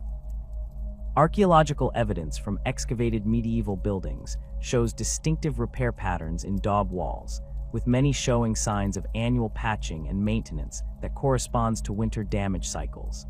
Floor surfaces deteriorated significantly during winter months. Most peasant dwellings featured packed earth floors covered with rushes or straw. Winter conditions turned these surfaces into damp, muddy expanses that harbored parasites and created unhealthy living conditions. More prosperous households might have timber plank flooring, but even these suffered from moisture damage and warping during winter's humidity fluctuations. The communal obligation to maintain infrastructure intensified during winter and early spring. Medieval villages operated through complex systems of shared responsibilities, with maintenance duties distributed according to landholding, wealth, and traditional obligations. The manorial court typically served as the enforcement mechanism for these responsibilities, levying fines on those who neglected their obligations and potentially endangering the community. Road maintenance fell under communal responsibility in most regions. The English system of statute labor required each household to contribute a specified number of days annually to road repairs, with work concentrated in spring after winter damage became fully apparent. Similar systems existed across Europe, though under different names and administrative structures. The French corvée and German Wegebau represented comparable obligations that intensified following winter. The practical work of road repair involved filling ruts with stones, gravel, or packed earth, cutting drainage channels to divert standing water, and removing fallen trees or other obstacles. In areas with particularly problematic sections, more sophisticated solutions might include laying timber corduroy roads or building elevated causeways through chronically flooded areas. These repairs required substantial community labor, typically directed by village officials with practical knowledge of local conditions. Bridge repairs necessitated specialized skills beyond ordinary labor.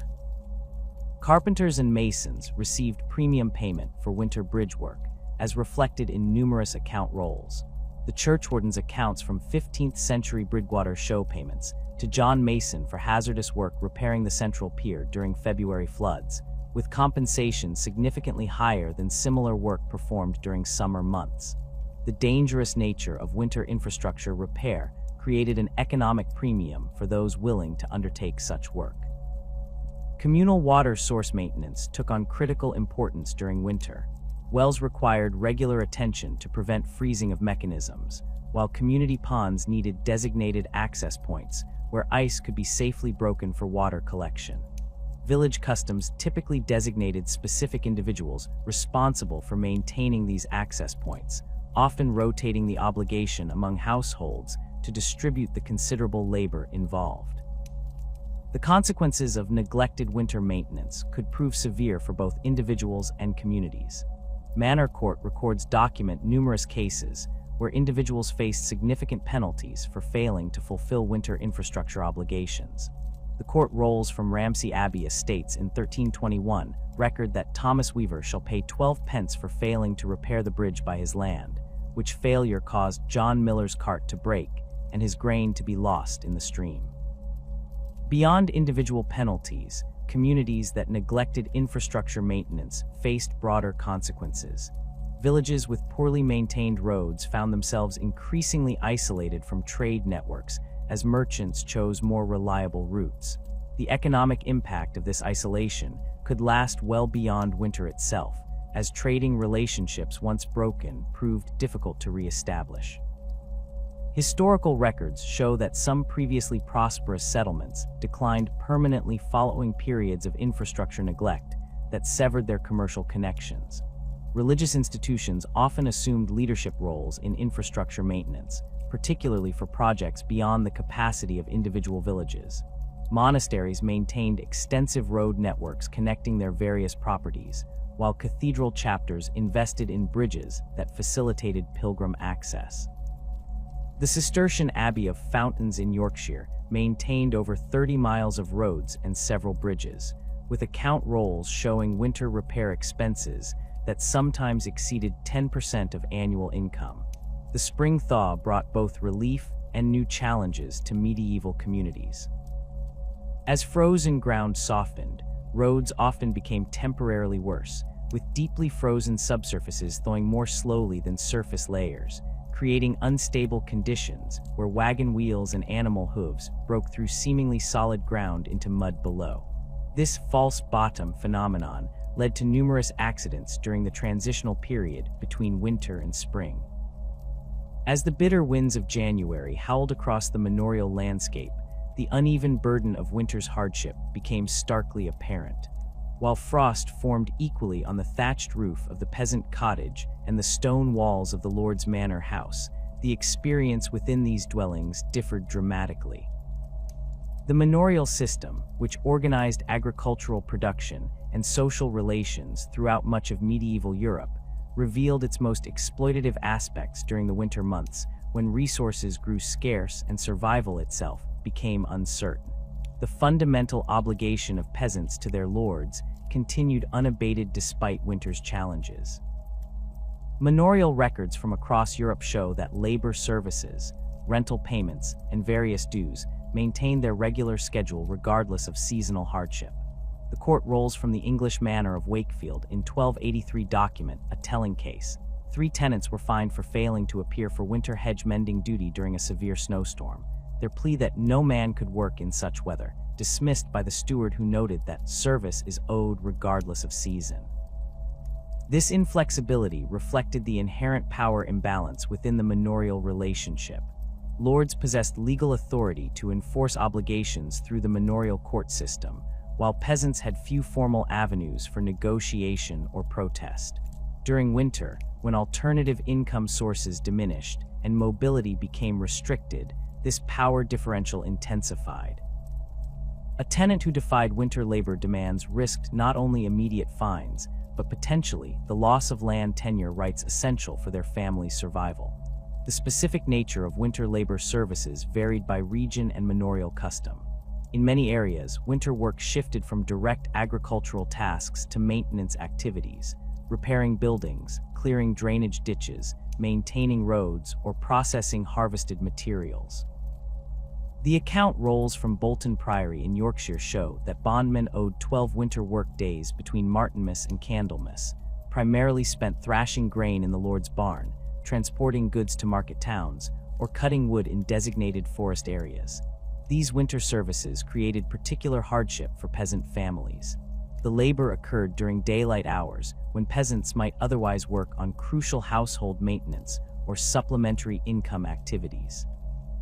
The physical demands of winter labor, often conducted in freezing conditions with inadequate clothing and nutrition, took a severe toll on already stressed bodies. Manor hospital records from the Abbey of Ely document numerous cases of frostbite and exposure suffered by tenants performing winter labor services, including 3 fatalities during the harsh winter of 1291. Beyond labor services, medieval peasants faced continuing financial obligations throughout winter. Rent payments, typically due quarterly, included winter collection dates regardless of seasonal economic constraints. The common payment schedule across much of England and northern France required payments at Michaelmas, Christmas, Lady Day, and Midsummer. This system meant that 2 payment dates fell during the most economically challenging months, when household resources reached their lowest point. Tax collection similarly maintained its schedule without seasonal adjustment.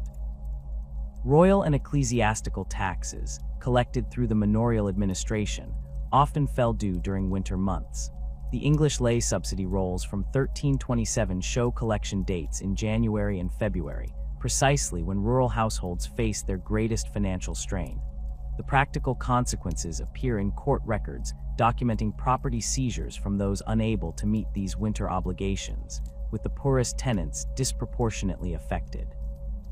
The church's tithe collection, the mandatory payment of 1/10 of all produce, created another winter burden. While the physical collection of grain and livestock tithes typically occurred after harvest, monetary tithes on other income continued year-round. Parish records show that tithe collection enforcement often intensified during late winter as church officials sought to secure payments before the financial year's end at Lady Day. This timing maximized hardship for peasant families already stretching dwindling resources.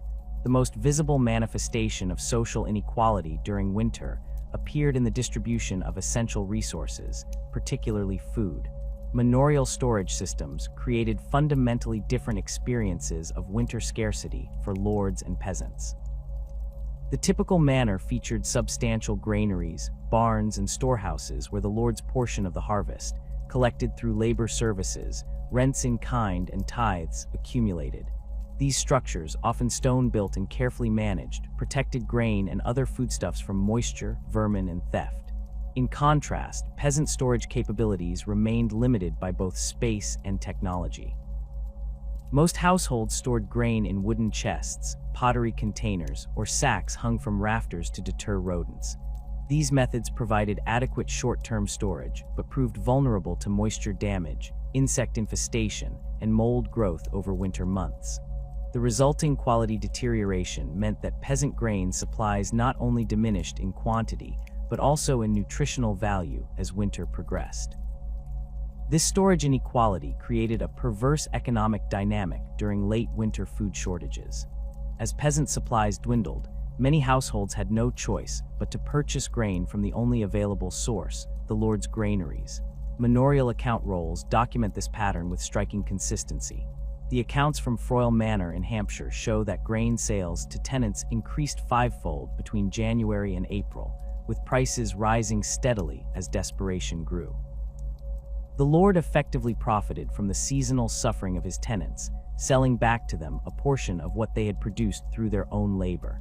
The price fluctuations that accompanied these transactions intensified winter hardship. A study of grain prices from manorial accounts across southern England shows that wheat typically cost 30–50% more in March than at harvest time, with the highest prices coinciding precisely with period of greatest scarcity. For peasant families already operating at the margins of subsistence, these inflated prices often necessitated borrowing against future harvests, creating cycles of debt that could span generations. Access to winter fuel supplies revealed another dimension of inequality. Woodland resources, essential for heating, cooking, and craft activities, fell under strict manorial control in most regions. While lords enjoyed unlimited access to firewood from their domain forests, peasant rights were carefully circumscribed through complex systems of permissions and payments. The typical arrangement allowed tenants to collect only dead wood on specified days, with cutting of living trees strictly prohibited and harshly punished. Court records document the desperate measures sometimes taken to secure winter fuel. The Manor Court rolls from Wakefield in Yorkshire record 37 cases of wood theft during the winter of 1286–87, with punishments ranging from fines to public humiliation. A typical entry notes that Agnes, widow of John Miller, took green wood from the lord's forest during the Great Frost, and shall pay 6 pence and stand in the stocks for 1 day as example.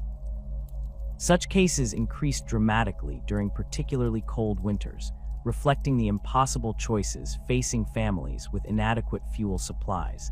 The unequal impact of winter extended to livestock management. The manorial system typically granted lords priority access to limited winter grazing areas, particularly valuable meadows that remained accessible during frost or light snow. Peasant animals received secondary access or were restricted to less desirable grazing lands. This arrangement meant that the lord's livestock maintained better condition through winter, while peasant animals suffered greater weight loss and higher mortality rates. The consequences appear clearly in spring livestock assessments. Manorial accounts from the Bishop of Winchester's estates show that domain cattle typically lost 10–15% of their autumn weight by spring, while tenant animals lost 20–30% during the same period. This differential affected not only immediate meat and milk production, but also long-term breeding success and work capacity for draft animals. The cumulative effect created a widening gap between lord and tenant livestock quality that persisted across generations. Winter hunting rights created another stark example of resource inequality. Game animals, particularly deer, wild boar, and certain bird species, provided valuable winter protein, but remained legally restricted to lords and those granted specific hunting privileges. Peasants caught hunting these protected species faced severe penalties including fines, imprisonment, and in extreme cases, mutilation. The forest laws, particularly strict in England but with parallels across Europe, preserved winter game animals as the exclusive property of the elite while peasants struggled with protein deficiency. The enforcement of these hunting restrictions intensified during winter when animal tracks in snow made illicit hunting more detectable. Court records show increased convictions for poaching during winter months, with penalties that could devastate family economies. The Eyre Court rolls from 13th century Wiltshire document the case of a villain fined the equivalent of half a year's income for killing a single deer during a particularly harsh winter, leaving his family destitute and dependent on parish charity. The manorial court system itself operated with seasonal bias that disadvantaged peasants during winter months. Court sessions continued through winter despite travel difficulties that disproportionately affected poorer tenants. While lords, stewards, and bailiffs typically resided on the manor or had access to horses and better clothing, ordinary peasants often needed to travel substantial distances on foot in hazardous conditions to attend required court sessions. records show that default rates, failures to appear when summoned, increased dramatically during winter months, particularly for minor offenses. The court rolls from Helzoen Manor document that default rates averaged 15% during summer sessions, but rose to over 40% during January and February courts.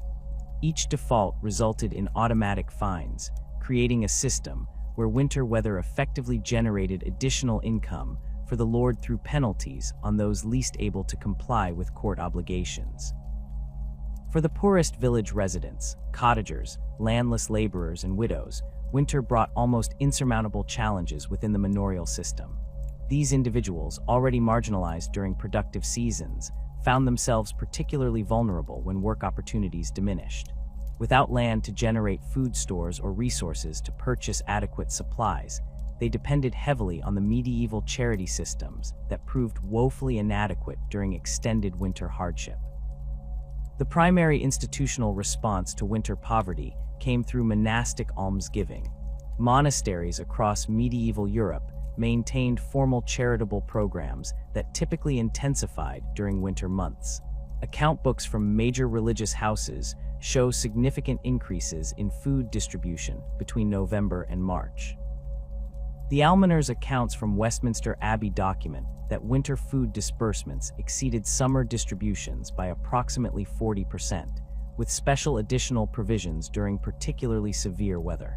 However, monastic charity remained geographically limited and often insufficient to address widespread need. Communities located far from religious houses received little benefit from these programs. Even in areas with monastery presence, the available charity rarely matched the scale of winter hardship. The Almoner's accounts from Bury St. Edmund's Abbey show that winter food distributions in 1303 provided approximately 400 meals weekly in a region where several thousand people experienced food insecurity. Parish-based relief systems developed as a more localized response to winter poverty. By the 13th century, many parishes maintained dedicated funds for supporting the deserving poor during times of hardship. These resources came primarily from voluntary donations, bequests, and certain church revenues designated for charitable use. Church wardens' accounts show that winter disbursements typically focused on three essential needs: food, fuel, and occasionally clothing. The administration of parish relief reflected and reinforced social hierarchies. Local elites, the parish priest, church wardens, and substantial tenants, determined who qualified as deserving of assistance. This subjective system typically favored those with established community connections while excluding marginalized individuals. Court records and parish accounts reveal that strangers, those with moral stigma, or individuals in conflict with local authorities often found themselves denied assistance regardless of genuine need. The inadequacy of these formal charity systems fostered the development of informal support networks that helped some households survive winter scarcity. Kinship groups shared resources across related households, with stronger family units supporting more vulnerable members. Village customs often included specific winter resource sharing practices, such as communal bread ovens, where fuel efficiency benefited multiple families, or cooperative child care arrangements that allowed parents to pursue winter income opportunities. However, these informal systems operated within the constraints of general scarcity and could not compensate for the fundamental inequalities of the manorial system. When entire communities faced winter hardship, the capacity for mutual aid diminished precisely when needs increased. Historical evidence suggests that these informal support networks functioned most effectively during localized or household-specific crises rather than the systemic challenges of winter scarcity. The winter experience of village elites, millers, bailiffs, reeves, and substantial tenants occupied a middle ground between the security of the lord and the vulnerability of ordinary peasants. These individuals typically possessed larger landholdings, better constructed homes, and more diverse income sources that provided greater winter resilience. Their official positions often included winter privileges, such as the miller's right to priority fuel collection or the reeve's access to manorial stores during official duties. These village officials sometimes served as intermediaries during winter hardships, negotiating between manorial authorities and struggling tenants. Court records occasionally document instances where reeves successfully petitioned for delayed rent collection during particularly severe winters, or arranged modified labor services during extreme weather. However, these officials also faced conflicting pressures, as their own positions depended on effectively extracting resources and services for the lord. The winter power dynamic occasionally generated resistance from peasant communities. While outright rebellion remained rare, court records document numerous instances of passive resistance to winter exploitation. Coordinated work slowdowns during winter labor services appear in manorial accounts as unexplained productivity declines. The account rolls from Cuxham Manor note that thrashing yields during the winter of 1316-17 were unusually low despite close supervision, suggesting deliberate underperformance by workers facing food shortages during the Great Famine. As winter winds howled outside thatched roofs and snow piled against timber walls, medieval villagers turned inward, not just to their individual homes, but toward communal spaces that offered both practical benefits and psychological comfort. The village hall, known variously as the Moot Hall, Guild Hall, or simply the Common House depending on region, transformed during winter months from an administrative center to a vital social sanctuary. These communal buildings, typically the largest structures in the village, aside from the church, featured substantial hearths, capable of maintaining higher temperatures than individual dwellings. Archaeological excavations at the 14th century village hall at Warham Percy revealed a central hearth nearly 6 feet in diameter, roughly 3 times larger than those found in surrounding peasant homes. This substantial heat source made the hall a natural gathering point during the coldest days, particularly for those whose own fuel supplies dwindled to dangerous levels. The practical benefit of shared heating drove the development of specific winter gathering customs. Manor court records from numerous English villages document the practice of winter commons, where the hall remained open during daylight hours for collective activities. The court rolls from Helzowen in 1287 mention that the common hall shall be heated daily from St. Martin's Day until Candlemas for the benefit of all tenants, with each household contributing 1 log weekly to maintain the fire. Similar arrangements appear in records across Northern Europe, with variations reflecting local resources and customs. These communal gatherings served multiple purposes beyond mere warmth. Women brought spinning, weaving, and other textile work that benefited from better light and heat than their homes could provide. The account books of Thomas Willingham, a prosperous 15th century peasant from Lincolnshire, record that his wife produced 3 times the thread during hall days than at home, reflecting the productivity benefits of these shared spaces.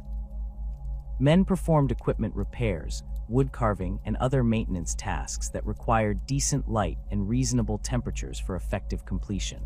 The village alehouse or tavern provided another crucial winter gathering space, though one with more complex social implications. Unlike the village hall, which typically operated under communal management, alehouses were usually private enterprises run by individuals or families who had secured the necessary brewing rights.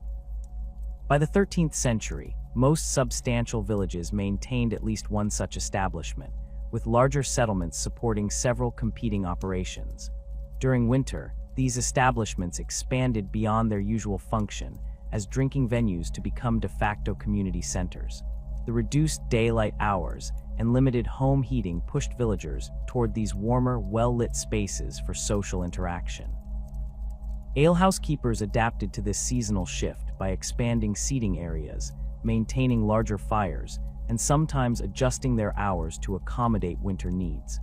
Archaeological evidence from excavated medieval tavern sites shows distinct winter occupation layers containing higher concentrations of game pieces, musical instruments, and other entertainment-related artifacts than summer layers, suggesting intensified social activity.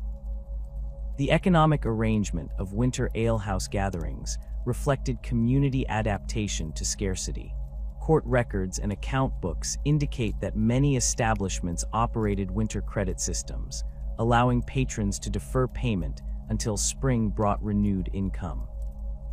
The account book of Emma Waterford, a 15th century alewife from Norfolk, shows that winter credit extended to regular customers typically amounted to 15–20% of her annual revenue, with settlement expected after the spring shearing or early harvest. This arrangement helped maintain social connections during the leanest months while creating mutual obligations that strengthened community bonds.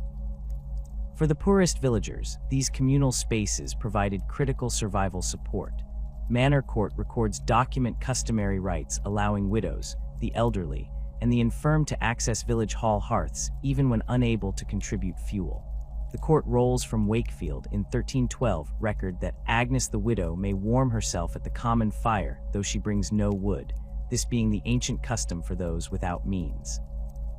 Similar charitable accommodations appear in alehouse accounts, where established custom often dictated that certain destitute individuals received occasional food and drink without payment, particularly during harsh weather. The parish church served as perhaps the most important winter communal space, offering both spiritual comfort and practical shelter. Unlike secular buildings, churches were typically constructed of stone with substantial foundations, making them better insulated against ground cold.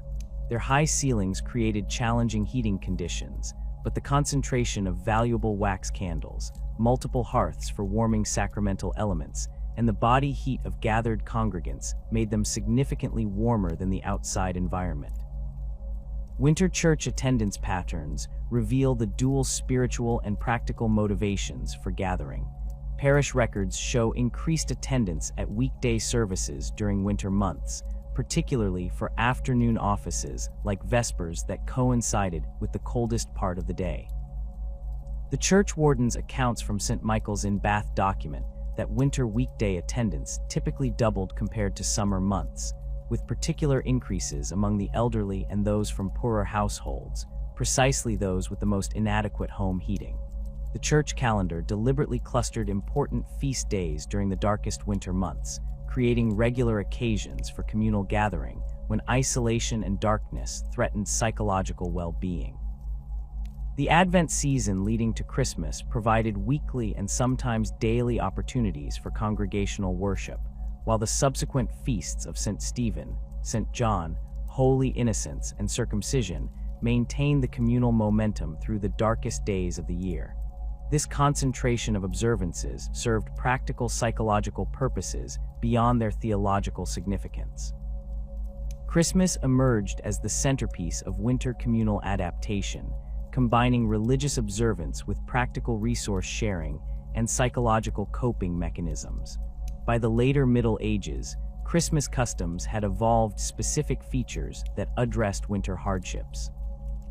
The tradition of the Yule log, selecting an exceptionally large log to burn continuously through the 12 days of Christmas, directly addressed the practical need for sustained heat during the coldest period, while transforming fuel consumption into a festive ritual. Communal Christmas feasting provided crucial nutritional support during a period of increasing scarcity. Manorial customs often specified special distributions of food to tenants during the Christmas season. The household accounts from Bolton Priory show that approximately 15% of the manor's annual charitable food distribution occurred during the 12 days of Christmas, providing critical protein and calories when household supplies began to diminish. Parish records similarly document increased church-sponsored food distribution during this period, often funded by special Christmas collections or dedicated bequests. The psychological benefits of Christmas festivities extended beyond material support. The appointment of temporary authority figures, the Lord of Misrule, the Boy Bishop, or the Abbot of Unreason, depending on regional tradition, created sanctioned opportunities for social inversion that relieved the psychological pressure of rigid hierarchies. These customs allowed brief, controlled expressions of resentment toward authority figures through ritualized mockery and role reversal, providing emotional catharsis during the most stressful season. Candlemas marked another critical winter observance with both practical and psychological dimensions. The blessing and distribution of candles at this feast addressed the practical reality of winter darkness, while providing symbolic reassurance that light would return. Church accounts show that candle distributions could be substantial. The 15th century accounts from St. Mary's in Bristol record distribution of over 200 pounds of blessed candles to parishioners, representing significant material support for household lighting needs. The timing of Candlemas, falling approximately halfway between the winter solstice and spring equinox, made it a psychological turning point in the winter calendar. Folk traditions associated with the day often included weather divination practices that focused community attention on the approaching spring. The widespread belief that clear weather on Candlemas paradoxically predicted extended winter reflected the community's preoccupation with winter's duration and their psychological need to prepare for either relief or continued hardship. St. Nicholas Day developed specific associations with winter charity, particularly in northern European regions. The saint's legendary secret gift giving evolved into customs where anonymous donations of food, fuel, or clothing appeared at the doorsteps of needy households. Guild and parish records document organized St. Nicholas Day distributions, with provisions specifically targeted toward households with children. The account books from the Guild of St. Nicholas in 15th century York show annual expenditures for winter relief to children of poor members, distributed secretly on the saint's feast. Twelfth Night marked the culmination of the Christmas season with communal celebrations that often represented the most elaborate social gatherings of the winter. The custom of shared feasting, with participants contributing according to their means, created a more equitable distribution of dwindling food resources. The tradition of the Twelfth Night cake, containing a hidden bean that designated the finder as king or queen of the festivities, introduced an element of chance that temporarily overrode normal social hierarchies and created alternative community bonds. Beyond these major observances, communities developed numerous minor winter festivals and customs that maintained social cohesion during the most challenging months. Regional variations included St. Lucy's Day celebrations in Scandinavian areas, with processions of candles specifically addressing the extreme northern darkness, and St. Agnes' Eve divination rituals that provided unmarried women with community-supported opportunities to contemplate future partnerships during a season when normal courtship activities diminished. The psychological effectiveness of these winter festivals stemmed partly from their predictable recurrence, creating reliable milestones that helped communities measure their progress through the difficult season. Medieval people conceptualized winter not as an undifferentiated cold period, but as a sequence of distinct phases marked by these observances. This mental partitioning made the season more psychologically manageable by breaking it into smaller, achievable segments rather than a single overwhelming challenge. Beyond formal festivals, communities developed structured cooperative labor arrangements specifically adapted to winter conditions. The practice of love boons, or voluntary collective work sessions, intensified during winter months when certain essential tasks became too demanding for individual households. These arrangements differed from the obligatory labor services owed to manorial lords, instead operating through reciprocal community obligations. Thrashing cooperatives represent one of the most widespread winter collaborative arrangements. While thrashing could theoretically occur individually, collective thrashing offered significant advantages during winter. The account books of several prosperous peasants document rotation systems where 5-10 households combined their labor to thresh each family's grain stores in sequence. This arrangement maintained consistent productivity through the winter while creating regular social contact that combated isolation. Fuel gathering similarly benefited from winter cooperation. Manorial records document the practice of wood days, when multiple households combined resources to transport larger quantities of firewood from distant woodlands. The court rolls from Wakefield Manor note that tenants may join their oxen together for fetching winter fuel from the common wood, this being necessary due to deep snow. These arrangements allowed more efficient use of draft animals and distributed the considerable labor of winter fuel transport across multiple households. Resource sharing extended beyond labor to include tools, draft animals, and specialized equipment that not every household could afford to maintain. Winter inventories and lending records show increased circulation of communal resources during the coldest months. The village of Elton in Huntingdonshire maintained a community-owned sledge for winter transport that rotated among households according to need. Similar arrangements existed for specialized winter tools like ice-breaking implements, snow shovels, and additional draft harnesses needed for difficult winter conditions. Food sharing systems became particularly important as winter progressed and household supplies diverged based on initial resources, storage capabilities, and household size. Community customs evolved to redistribute resources without the stigma of charity or the accumulation of unsustainable debt. The practice of stone soup or communal stew making, where households contributed small amounts to a shared cooking pot, appears in various forms across medieval Europe, particularly during late winter when individual supplies dwindled to inadequate levels. The medieval church, despite often reinforcing social hierarchies, provided institutional support for these winter cooperative systems. Parish grain stores, maintained through tithes and dedicated bequests, functioned as early food banks that could distribute resources during winter scarcity. The church warden's accounts from numerous parishes document regular winter grain distributions, typically increasing in frequency and volume as winter progressed. These distributions often came with expectations of future repayment when resources allowed, creating sustainable support systems rather than simple charity. Winter cooperation extended to childcare arrangements that allowed adults to maximize productive activities during limited daylight hours. Village customs in many regions designated specific households as winter day care centers where children gathered while parents performed essential tasks. These arrangements appear in passing references in court records, typically when disrupted by illness or death. The Wakefield Court rolls from 1315 mention that, since the death of Agnes Miller, who kept the children warm while parents threshed, the work has fallen to her daughter Joan, who requests the same payment of 1 loaf weekly from each family. Human warmth provided perhaps the most basic form of winter resource sharing. The practice of bed sharing among non-family members increased dramatically during winter months, particularly among the poorest villagers with inadequate heating and bedding. While modern sensibilities might view this arrangement with suspicion, medieval communities approached it pragmatically as a survival strategy. Manor court records occasionally mention these arrangements when they created property disputes or other legal issues.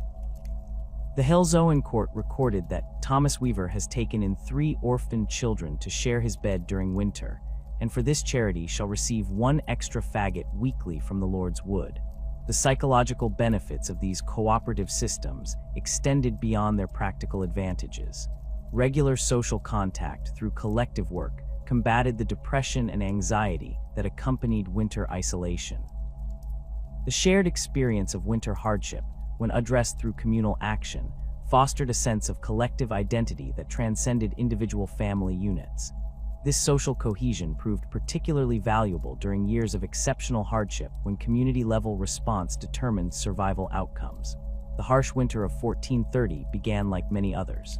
Peasants had completed their autumn preparations, storing grain, slaughtering excess livestock, and gathering what fuel they could. Yet as December gave way to January, an unsettling realization spread through villages across northern Europe. This was no ordinary winter. Temperatures plummeted to exceptional lows, with the Rhine and Thames freezing to unprecedented depths.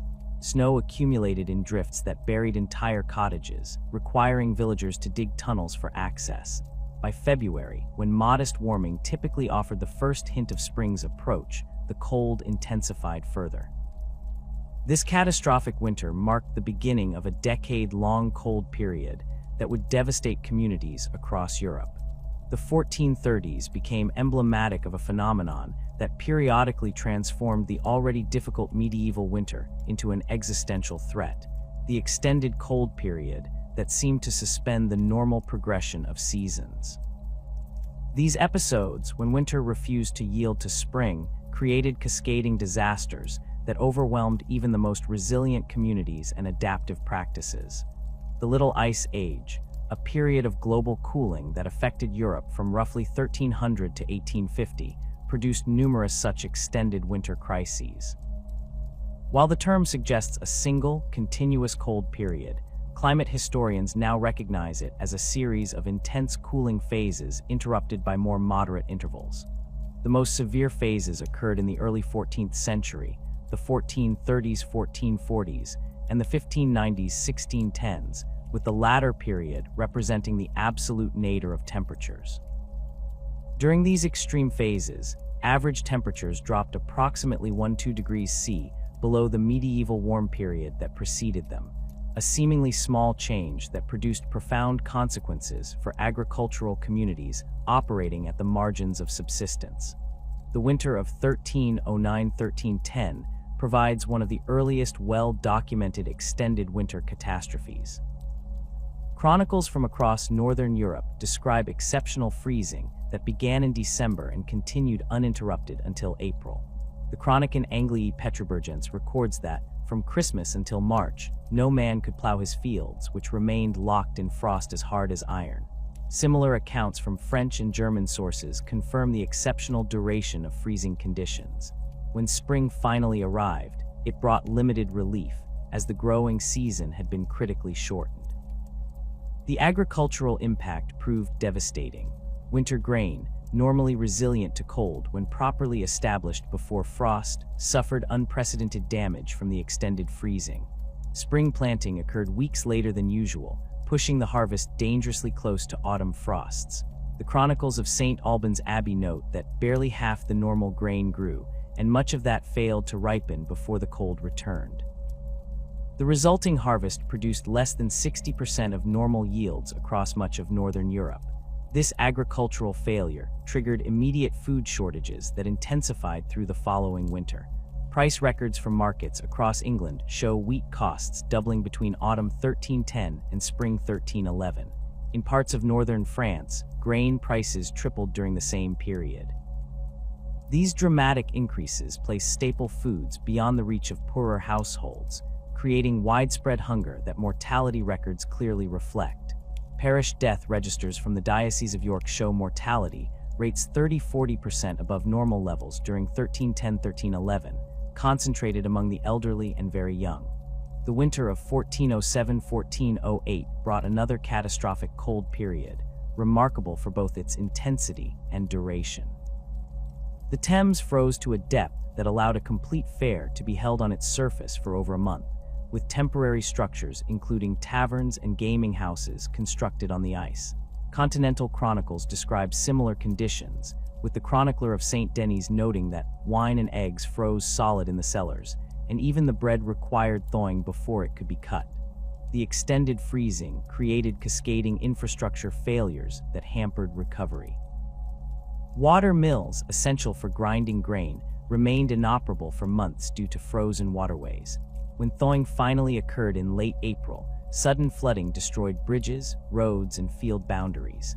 The Nuremberg Chronicle describes how the great melting turned roads to rivers and fields to lakes, washing away soil that had taken generations to improve. These infrastructure damages persisted long after temperatures normalized, hampering agricultural recovery efforts. The most thoroughly documented extended winter crisis occurred during the 1430s, when a succession of exceptionally cold winters combined with cool, wet summers to create a decade of agricultural disaster.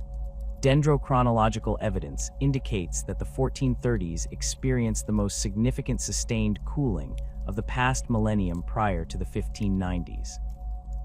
This scientific evidence confirms the vivid descriptions found in contemporary chronicles, which employed unprecedented language to describe the conditions.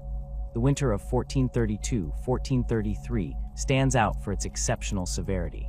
The Nuremberg Chronicle reported that birds froze in mid-flight and fell dead from the sky, an account that modern meteorologists suggest would require temperatures below 20 degrees C sustained for unusual periods. In the Low Countries, chroniclers described sea ice extending so far from shore that merchants established temporary roads across the frozen surface to maintain trade routes. These extreme conditions persisted well into April, delaying spring planting by nearly 6 weeks across much of northern Europe. The agricultural system, already stressed by previous difficult years, began to collapse under these conditions. Fruit trees that had survived previous cold periods died from the exceptional freezing, representing a loss of productive capacity that would take decades to replace. Winter grain crops failed almost completely in many regions. The chronicles of the Abbey of St. Denis note that fields showed no green until May, and then produced thin stands that yielded barely the seed that had been planted. This description reflects the catastrophic return on agricultural investment that many farmers experienced. Livestock suffered catastrophic mortality during these extended winters. Manorial accounts from the Bishop of Winchester's estates show cattle losses exceeding 40% during the winter of 1433-1434, primarily from starvation, as fodder supplies proved inadequate for the extended feeding period. Sheep flocks, particularly vulnerable to cold and wet conditions, decreased by 60–70% in many regions. The Cuxem Manor accounts record that, of 300 sheep in November, barely 80 lived to see May grass. These livestock losses represented not just immediate food shortages, but the depletion of critical capital resources for future production. The human toll of these extended winters manifested in both direct and indirect mortality. Parish records document increased deaths from hypothermia and exposure, particularly among the elderly and those living alone. The church warden's accounts from Bridgwater show payments for 27 pauper burials during January-March 1432, compared to a normal average of 810 for the same period. More significantly, the nutritional stress created by food shortages led to widespread immune suppression that made communities vulnerable to infectious disease. This vulnerability became catastrophically apparent when epidemic disease swept through the already weakened population. The Chronicles of Lubeck describe how a burning fever took those already weakened by hunger, spreading from house to house until few families remained untouched. Modern analysis suggests this was likely typhus, a disease that flourishes under conditions of overcrowding, poor hygiene, and malnutrition, precisely the circumstances created by extended winter crises when people huddled together for warmth with inadequate resources for proper sanitation. The demographic impact of these combined disasters appears clearly in tax records and manorial accounts. The hearth tax returns from Burgundy show that between 1431 and 1440, approximately 20% of previously recorded households disappeared from the tax rolls, indicating either death or migration. In the most severely affected regions of the Baltic coast, population decreases of 30–40% occurred during this decade. These losses, concentrated among productive age adults, created labor shortages that hampered recovery efforts for years afterward. The extended winter crisis of 1430–1440 produced significant social disruptions beyond the immediate mortality. Court records show dramatic increases in property crimes, particularly food theft and poaching. The judicial records from the Burgundian town of Dijon document that prosecutions for grain theft increased fivefold during these years, while poaching cases in adjacent rural areas more than tripled. These statistics reflect the breakdown of normal social constraints under extreme scarcity conditions. More troubling were the outbreaks of scapegoating and persecution that accompanied the extended crisis.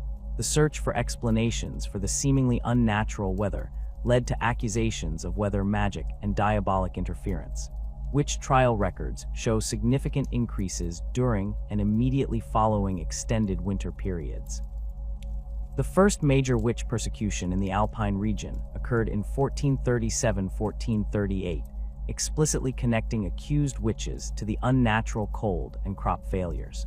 These persecutions represented a community response to inexplicable suffering, seeking human agents to blame for what we now understand as climatic phenomena. Religious responses to these extended winter catastrophes took various forms. Institutional churches organized processions, special masses, and increased almsgiving to address both spiritual and material needs. The account books from Norwich Cathedral show expenditures for special processions against the continuing frost in February 1432, with participants walking barefoot through snow as a penitential act.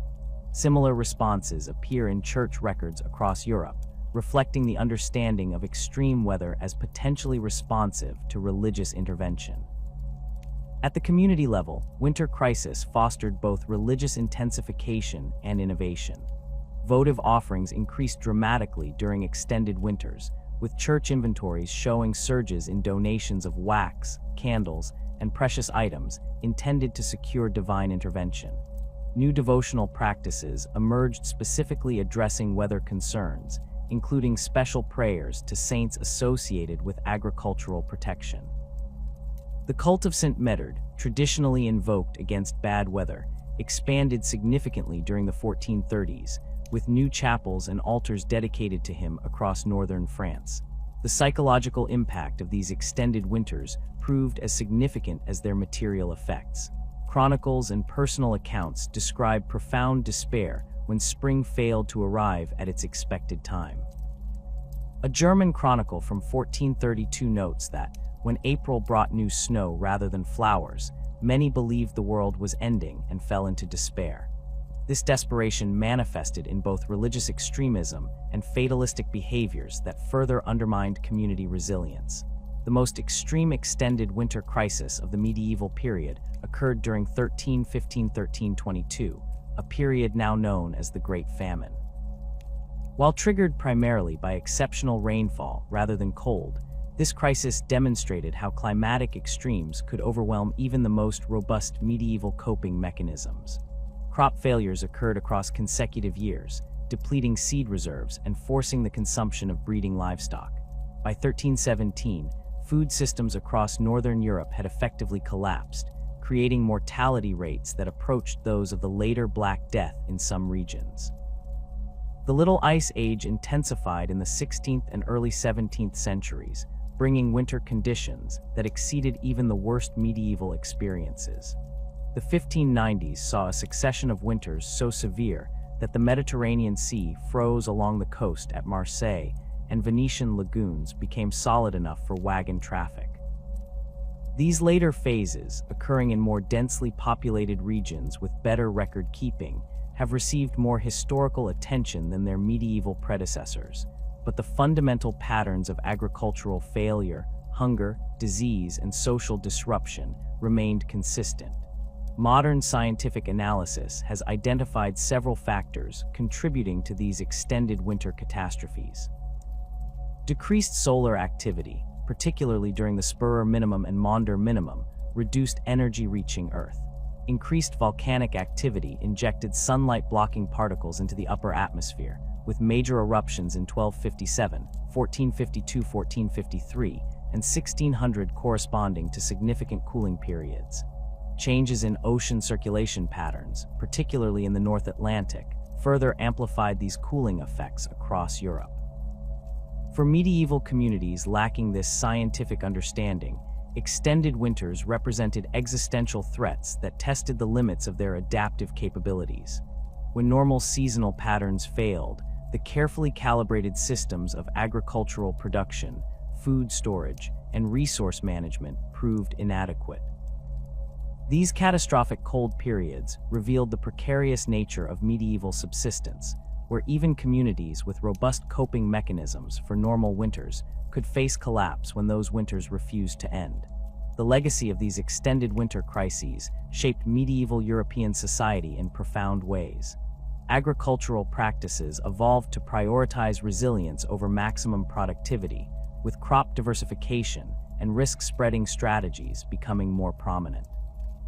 Storage systems expanded, with communities investing in improved granaries and food preservation techniques. Institutional responses developed, including early forms of disaster relief coordinated by religious and civic authorities. Perhaps most significantly, these crises reinforced the communal nature of medieval rural life. Individual households could not survive catastrophic winters alone. Only collective action provided sufficient resources and resilience. The memory of these shared catastrophes, preserved in community traditions and institutional practices, strengthened the cooperative foundations of village society that proved essential for survival in a world where winter might always refuse to release its grip.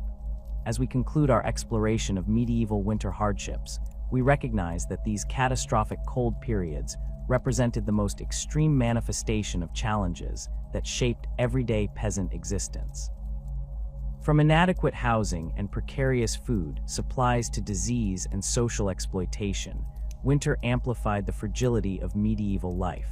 Yet these same hardships fostered remarkable adaptations and communal responses that allowed most communities to endure. The medieval winter, in both its normal severity and occasional catastrophic extremes, stands as a testament to human resilience in the face of environmental challenges that modern technology has largely, though perhaps not permanently, overcome.